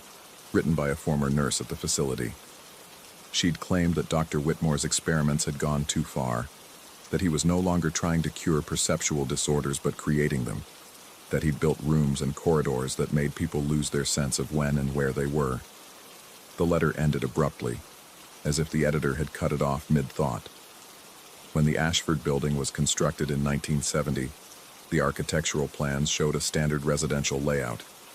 But comparing those plans to the building as it existed now revealed discrepancies. Corridors that should have been straight showed odd angles. Spaces that should have contained apartments gaped empty on the blueprints, and throughout the plans, in faded pencil marks that looked like a later addition, someone had drawn small symbols, circles with radiating lines, next to certain walls. I took those blueprints home and spread them across my apartment floor, trying to overlay them with my own maps. The symbols corresponded almost exactly with where I'd documented the extra doors. That night I heard my neighbor screaming. Not from 7E or 7G, the apartments that actually bordered mine. The scream came from somewhere that shouldn't exist, somewhere in the wall between us. It lasted only seconds before cutting off sharply, but in that brief moment, I'd recognized the voice, Mrs. Delacroix. I ran into the hallway. The fluorescent lights were flickering, casting the corridor in strobe-like pulses of darkness and sickly light. 3 doors down from mine, one of the unmarked doors stood open. Not wide, just enough to reveal a sliver of darkness beyond. The air that drifted from that opening felt wrong. Cold in a way that had nothing to do with temperature. Cold like the absence of something vital. And beneath that coldness, a smell. Not decay exactly, but something close, like old paper and copper and a sweetness that made my throat close. I should have closed it. Should have gone back to my apartment, locked the door, called building management. Instead, I approached. The darkness beyond the door wasn't complete. As my eyes adjusted, I could make out a corridor identical to the one I stood in. Same beige paint, same industrial carpet worn through to the backing in places. But the fluorescent lights in that other corridor weren't flickering. They weren't on at all. The faint illumination came from somewhere else, somewhere deeper in. I heard breathing. Not my own, though my breath came shallow and quick. This breathing was measured, deliberate. The sound of something waiting with infinite patience. Then I heard Mrs. Delacroix's voice, distant and echoing. She was speaking rapidly, her words tumbling over each other in a way that suggested barely controlled panic. She was saying that she'd made a mistake, that she'd opened the wrong door, that she just wanted to go home, please. She just wanted to go home. But there was no other voice responding, just that steady, patient breathing. I reached for the door to close it, and that's when I saw the writing on the frame, carved into the metal, almost invisible unless you knew to look. Dates. Dozens of them, scratched in tiny, desperate numerals. They went back decades. 1971, 1985, 1993, 2009. The most recent was from 2 weeks ago. My hand touched the door's edge, and pain lanced through my fingers. Not from any physical injury. The metal wasn't sharp or hot. But the sensation of touching it felt like touching something that existed in multiple moments simultaneously. My fingers were here, in the hallway, in October. But they were also somewhere else, someone else. I could feel other hands in the same space overlapping mine. Some panicked and clawing, others limp and resigned. I yanked my hand back. The door swung shut on its own, the sound of its closing echoing down the hallway in both directions at once. Mrs. Delacroix's voice cut off mid-plea. I stood in the empty corridor, my hand throbbing with phantom sensations, and noticed something that made my stomach drop. My apartment door, 7F, was no longer where it had been. The entire hallway had shifted. The door that had been 3 down from mine was now directly across. The elevator that should have been to my left was gone entirely, replaced by a stretch of corridor that seemed to curve slightly, though the building had only straight hallways. I walked toward where my apartment should be, counting doors. 14, 20, 32. The numbers on the doors I passed made no sense. 7F, 7M, 7Q, 7AA. Some had no numbers at all, just empty spaces where the brass letters should have been fixed. The fluorescent lights continued their irregular flickering, and in the gaps of darkness between pulses, I saw movement, shadows that didn't correspond to anything casting them, shapes that moved against the direction of the light. And I heard more breathing now, not from one direction but all around me, in the walls, under the floor, above the drop ceiling with its water-stained tiles, patient and waiting and hungry. I found a door marked 7F finally, but when I tried my key, it wouldn't turn. The apartment beyond looked wrong through the peephole. Same layout, same furniture, but everything was positioned slightly off. The couch faced the wrong direction. The bookshelf stood where the TV should be. And sitting in my chair, back to the door, was a figure I couldn't quite focus on. Every time I tried to look directly at it, my eyes slid away, finding purchase on anything else. I ran. The hallway stretched before me, doors multiplying on either side. I passed residents I recognized. Mr. Kowalski from 7B, the young couple from 7J. But they stood motionless in their doorways, watching me with expressions that suggested they were trying to remember something important. Trying to remember me, perhaps. Or trying to remember what they themselves had once been. The elevator appeared suddenly, its doors opening with a cheerful ding that felt obscene in the oppressive silence. I lunged inside, jabbing the button for the lobby. The doors closed with agonizing slowness, and in that narrowing gap, I saw Thorne standing at the far end of the hallway. He raised one hand in a gesture that might have been a wave or a warning, his expression that same practiced neutrality he'd worn during my tour. The elevator descended. The numbers above the door counted down normally at first, 765, but then began skipping, 4215. The car jerked and shuddered. Through the crack at the bottom of the door, I could see the elevator shaft walls sliding past. But they weren't concrete and metal. They were covered in markings, the same circular symbols with radiating lines I'd seen on the blueprints, carved and painted and scratched into every surface. Some looked fresh. Others had weathered to near invisibility. The elevator stopped with a violent lurch that threw me against the back wall. The doors opened onto a corridor I didn't recognize. Not the lobby. Not any floor I'd been on before. The carpet here was pristine, the walls recently painted. Modern LED lights provided steady, shadowless illumination. A sign on the wall read, Whitmore Sanitarium, Ward 7. I could smell antiseptic and something burning. Somewhere in the distance, someone was conducting an experiment. I could hear Dr. Whitmore's voice. I knew it was his somehow, knew it with absolute certainty, explaining something to his colleagues about perception and geometry, and the thin places where time folded back on itself. The elevator doors began to close. I threw myself between them, felt them impact my shoulders, and tumbled out into the corridor. The doors sealed shut behind me, and the elevator descended further, or ascended, or moved in some direction my mind couldn't properly categorize. I ran down the pristine hallway, past rooms with windows that showed patients inside. They were all standing, all facing the doors, all with that same expression of trying to remember something crucial. In one room, I saw a face I recognized. Ravi, but decades younger, dressed in clothes from another era, staring out at me with empty eyes that held no recognition. The hallway ended at a heavy door marked, Private Dr. Whitmore. It stood ajar. Beyond it, I could hear that breathing again, patient and eternal. And beneath it, a voice. My voice.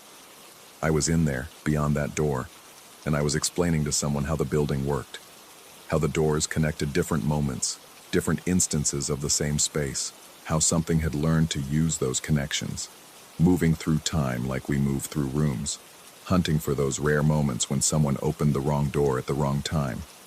I was explaining that I'd been trying to map it for decades, that every time I got close to understanding, I'd make a mistake, open the wrong door, and end up back at the beginning, sometimes months earlier, sometimes years.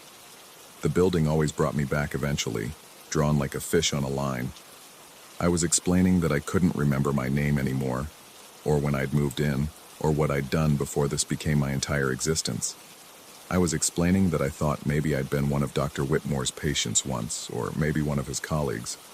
Or maybe I'd been born from the experiments themselves. a thing that only existed in the spaces between moments, in the cracks where time folded wrong. I was explaining that I couldn't stop trying to map it, couldn't stop opening doors, because the thing that hunted through these temporal corridors was getting better at its hunting, faster, more efficient, and if I didn't figure out how to close the doors permanently, it would eventually learn to open them from its side, to push through into the moments where people lived their normal lives, unaware of the predator moving through time toward them.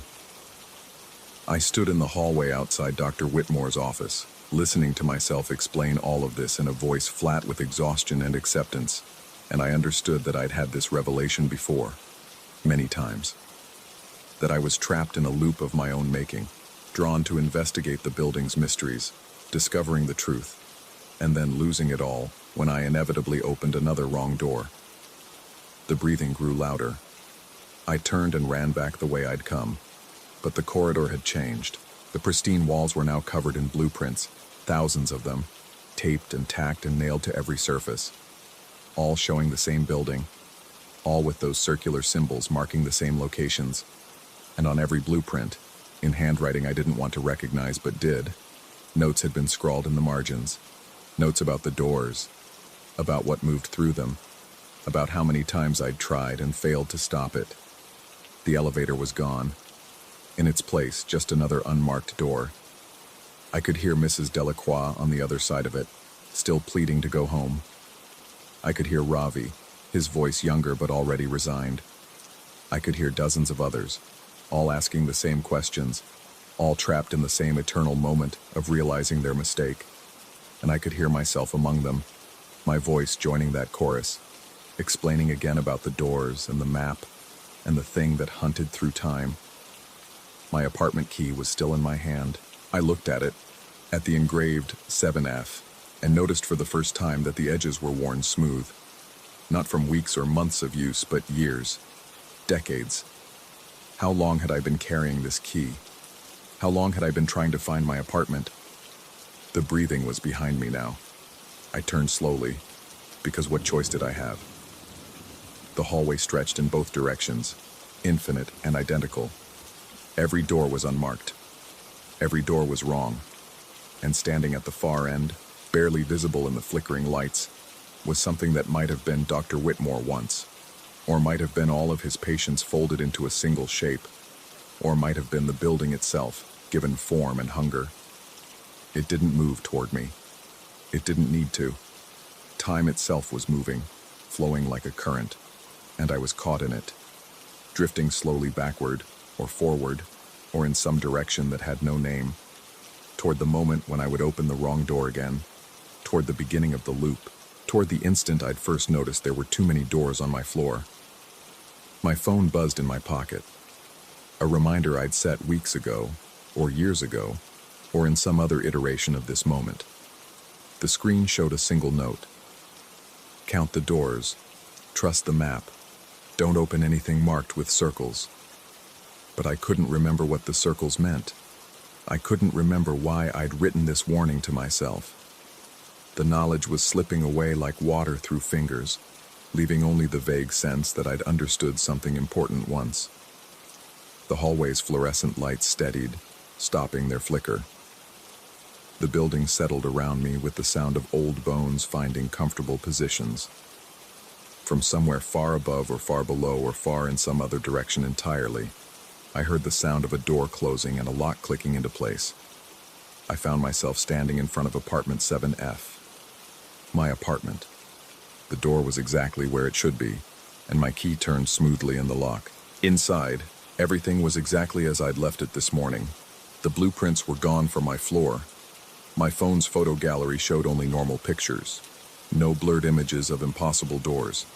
My notes about the building's history had deleted themselves, leaving just the default apps on my home screen.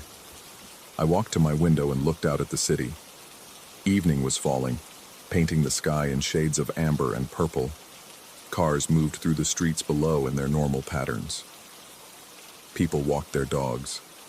Life continued in its usual rhythm. Behind me I heard a sound. Just the building settling, probably. The pipes groaning as someone elsewhere turned on their shower. the ordinary noises of an ordinary apartment building. But when I turned around, I counted the walls of my living room. 4 walls, standard for a rectangular room. I counted again, because something felt wrong. 4 walls. I counted a third time, slowly, touching each one to be certain. 5 walls. The extra wall was exactly where a wall should be. Same paint, same baseboards, same electrical outlet. But I knew, with the certainty that comes from memories I couldn't quite access, that yesterday there had been only 4. In the center of that 5th wall, at exactly eye level, someone had carved a small symbol, a circle with radiating lines. And below it, barely visible unless you knew to look, a question scratched in letters so small I had to press my face nearly against the wall to read them. How many times have you counted the doors today? I stood in my apartment as evening deepened tonight, trying to remember if I'd moved in 3 months ago, or 3 years, or 30. Trying to remember if my name was written on the lease or just appeared there, like the extra doors, waiting for someone to notice something was wrong. From the hallway outside my apartment, I heard footsteps approaching. They stopped at my door, paused, continued down the hallway to where they shouldn't be able to continue, because the hallway ended at the elevator. But I could hear them walking further, growing fainter, and then the sound of a door, a heavy door, like a vault, opening somewhere in the impossible distance. The breathing began again, patient and eternal, waiting for me to forget, waiting for me to notice the doors again, waiting for me to start mapping the building again, waiting for me to open something I shouldn't, because that's what I do. That's all I've ever done. That's all I'll ever do. I just can't remember why I started, or if I ever had a choice to stop.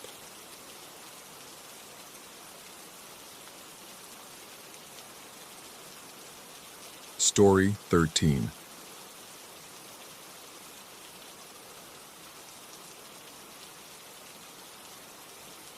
The pills sit on my nightstand like small white sentinels, their presence as necessary as breath itself. 23 years of practice, 23 years of swallowing other people's terrors, and I've never missed a dose. Until tonight. The realization comes at 3:47 a.m. when I wake to find my tongue thick and cotton dry, my hands trembling with a frequency I don't recognize as my own. The pill case lies open and full beside my water glass. The ritual undone, the dam unguarded. I discovered the technique by accident during my residency, back when I still believed in the sterile boundaries between doctor and patient, between their minds and mine. Mrs. Chen, no, I shouldn't use names even in my own thoughts, an elderly woman with night terrors so severe she'd gone 72 hours without sleep.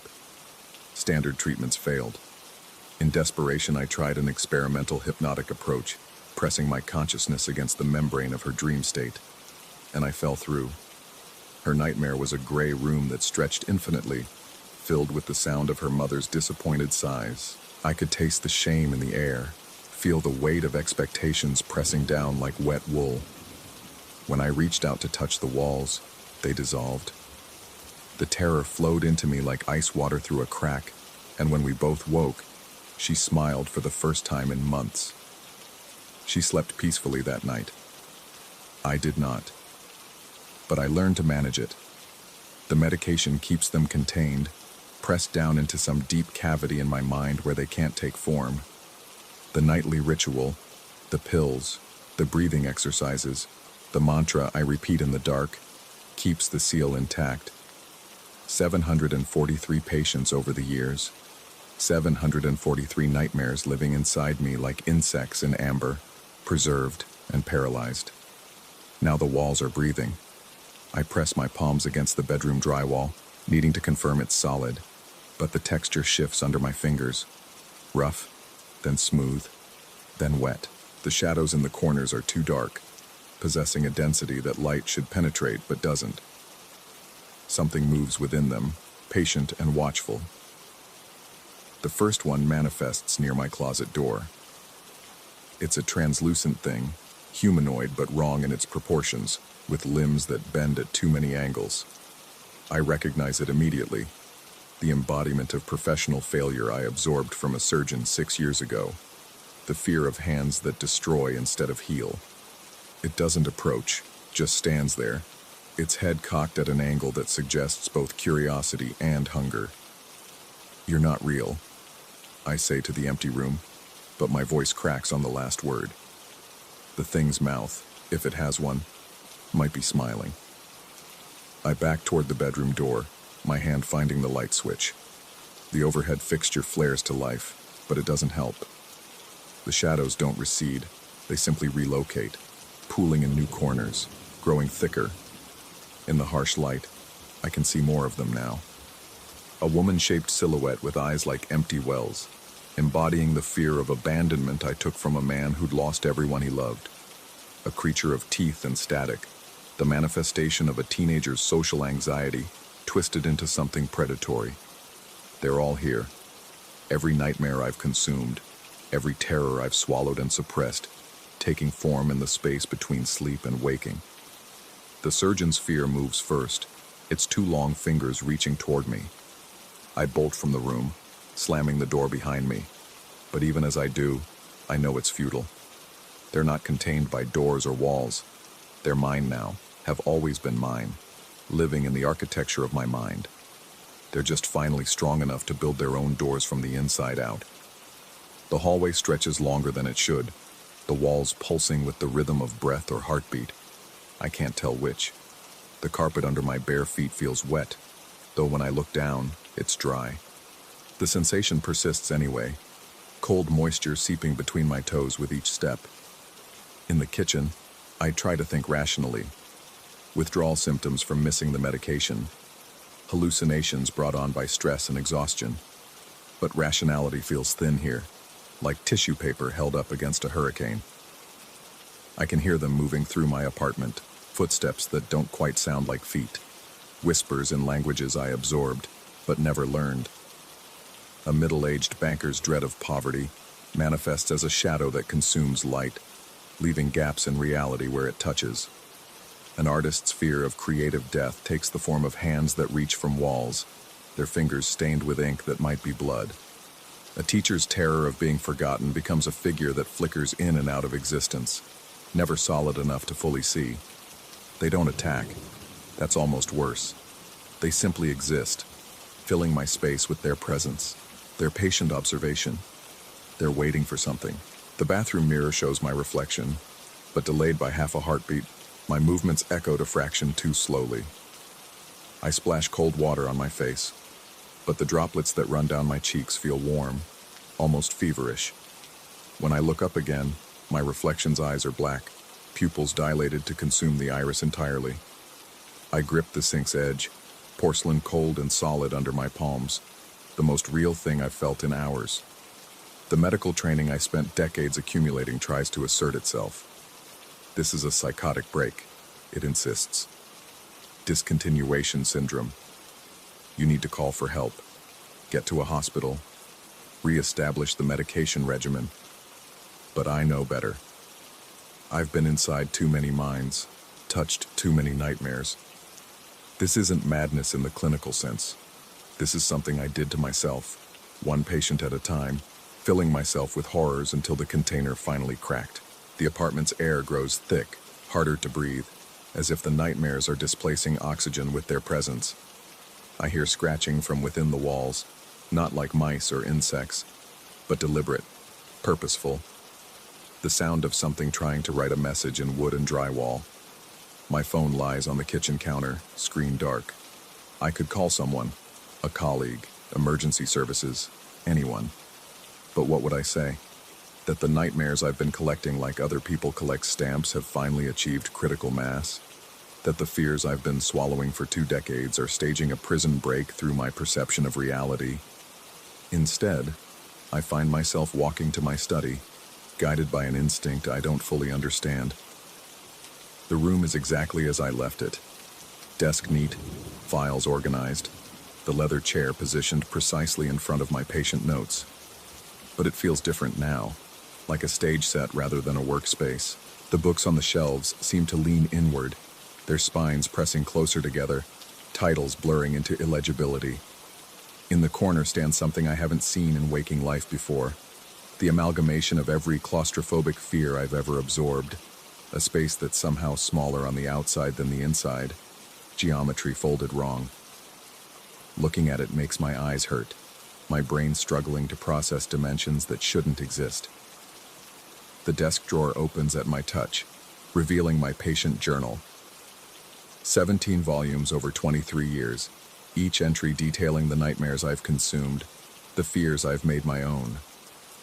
My handwriting deteriorates through the volumes, starting neat and professional, ending in barely legible scrawls. The most recent entries are in a script I don't recognize, though I remember writing them. A sound behind me, not footsteps, but the suggestion of movement, the way air shifts around a presence. I don't turn around. I know what's there, all of them, every manifested terror, gathered like congregants in a church of horrors. They're not threatening me. They're waiting for me to understand. The medication didn't just suppress the nightmares. It kept them from integrating, from becoming part of the ecosystem of my mind. Now, unshackled and unmediated, they're doing what nightmares do. They're teaching me fear. My fear. Not borrowed or absorbed, but genuinely mine. The fear that I've been doing this for nothing, that each nightmare I consumed didn't actually help my patients, but simply transferred their suffering to me. The fear that I've been feeding something inside myself all these years, fattening it up on other people's terrors until it grew strong enough to manifest. The fear that there is no treatment, no cure, no ritual that will put them back in their cage. The fear that I've never been the therapist at all, but the patient. The room temperature drops, my breath forming clouds in the air. The nightmares press closer, their presence a weight on my skin. I understand what they want, what they've always wanted. They want acknowledgement. They want integration. They want to stop being separate things I've shoved down into darkness and become part of the whole. The only way forward is back. Back to sleep. Back to the source. Back to the place where I first learned to touch other people's dreams. If the nightmares have escaped into my waking world, then maybe I need to meet them in their territory, where they're strongest, where I'm weakest.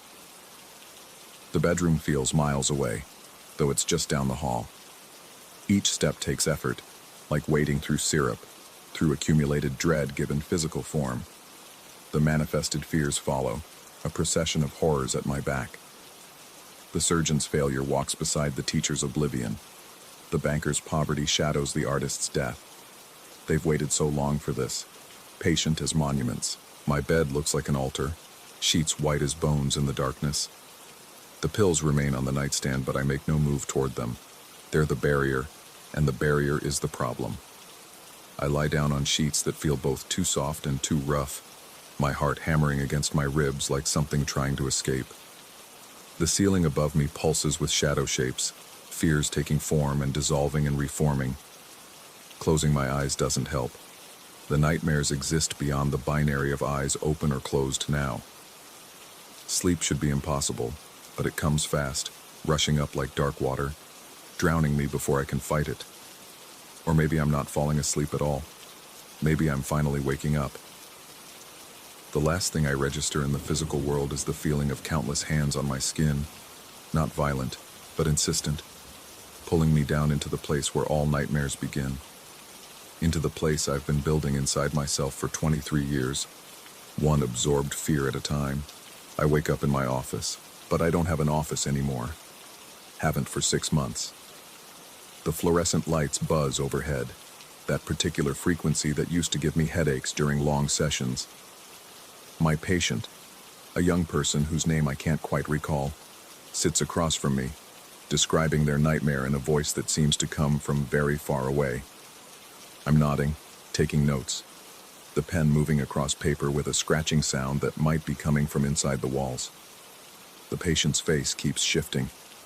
First one person, then another, cycling through 743 different faces, all the people I've treated, all the nightmares I've consumed. They're all speaking at once now, a chorus of fears and anxieties, their voices layering over each other until the words become just sound, just static, just the white noise of accumulated terror. I try to speak, to ask them to slow down, to wait their turn, but my mouth won't work. When I look down at my notes, they're not words anymore, but drawings. Crude, childish sketches of the things that have manifested in my apartment. Or have they always been there? Have I been drawing them my entire career? The patient stands, but they're not leaving. They're multiplying. The office fills with them. All my patients, all their nightmares still wearing human shapes. They're reaching for me, not to harm but to return what's theirs, to put back the fears I took from them. But if I give them back, what will be left of me? The office walls dissolve like smoke, and I'm falling through layers of consciousness I don't have names for. Past and present blur together. I see myself as a resident, making the first breakthrough with that elderly woman. But now I notice details I'd forgotten.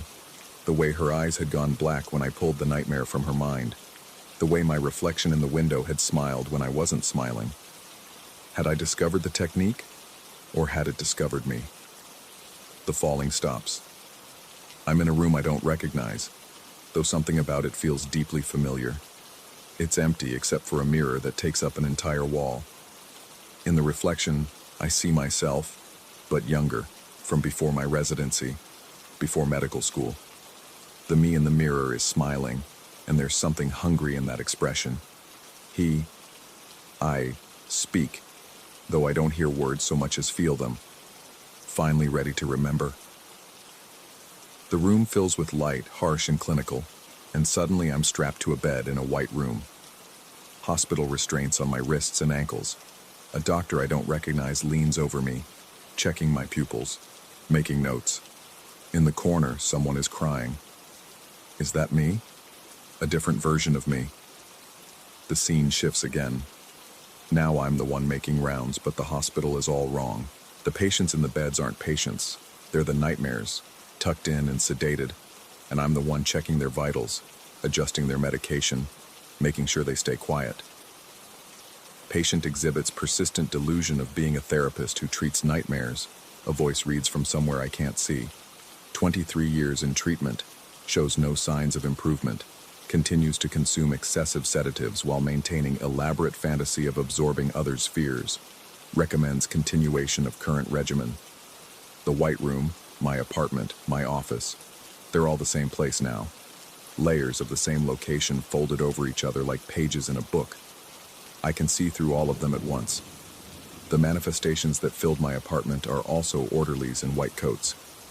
The patients in my practice are also visitors from the outside world who come to stare at me through observation glass. Which layer is real? Which is the nightmare? I try to scream, to wake up, to find solid ground. But there is no ground anymore. There's only the falling, the endless tumbling through realities that might all be equally true or equally false. In the distance, someone is shaking my shoulder, calling my name. Or maybe they're calling someone else's name and I've just been borrowing it all these years, another thing I absorbed and claimed as my own.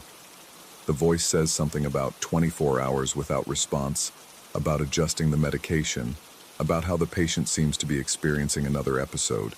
But I'm also still in my bed, in my apartment, surrounded by manifested nightmares that are either my creations or my captors. I'm also still in my office, treating patients who may or may not exist.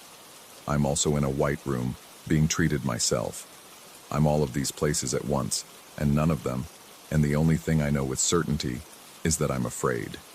Genuinely, originally afraid, not with someone else's fear, but with my own. And maybe that was always the point. Maybe this is what I've been trying to teach myself all along. Or maybe I'm about to wake up and find out which version of reality gets to keep me, if I wake up at all.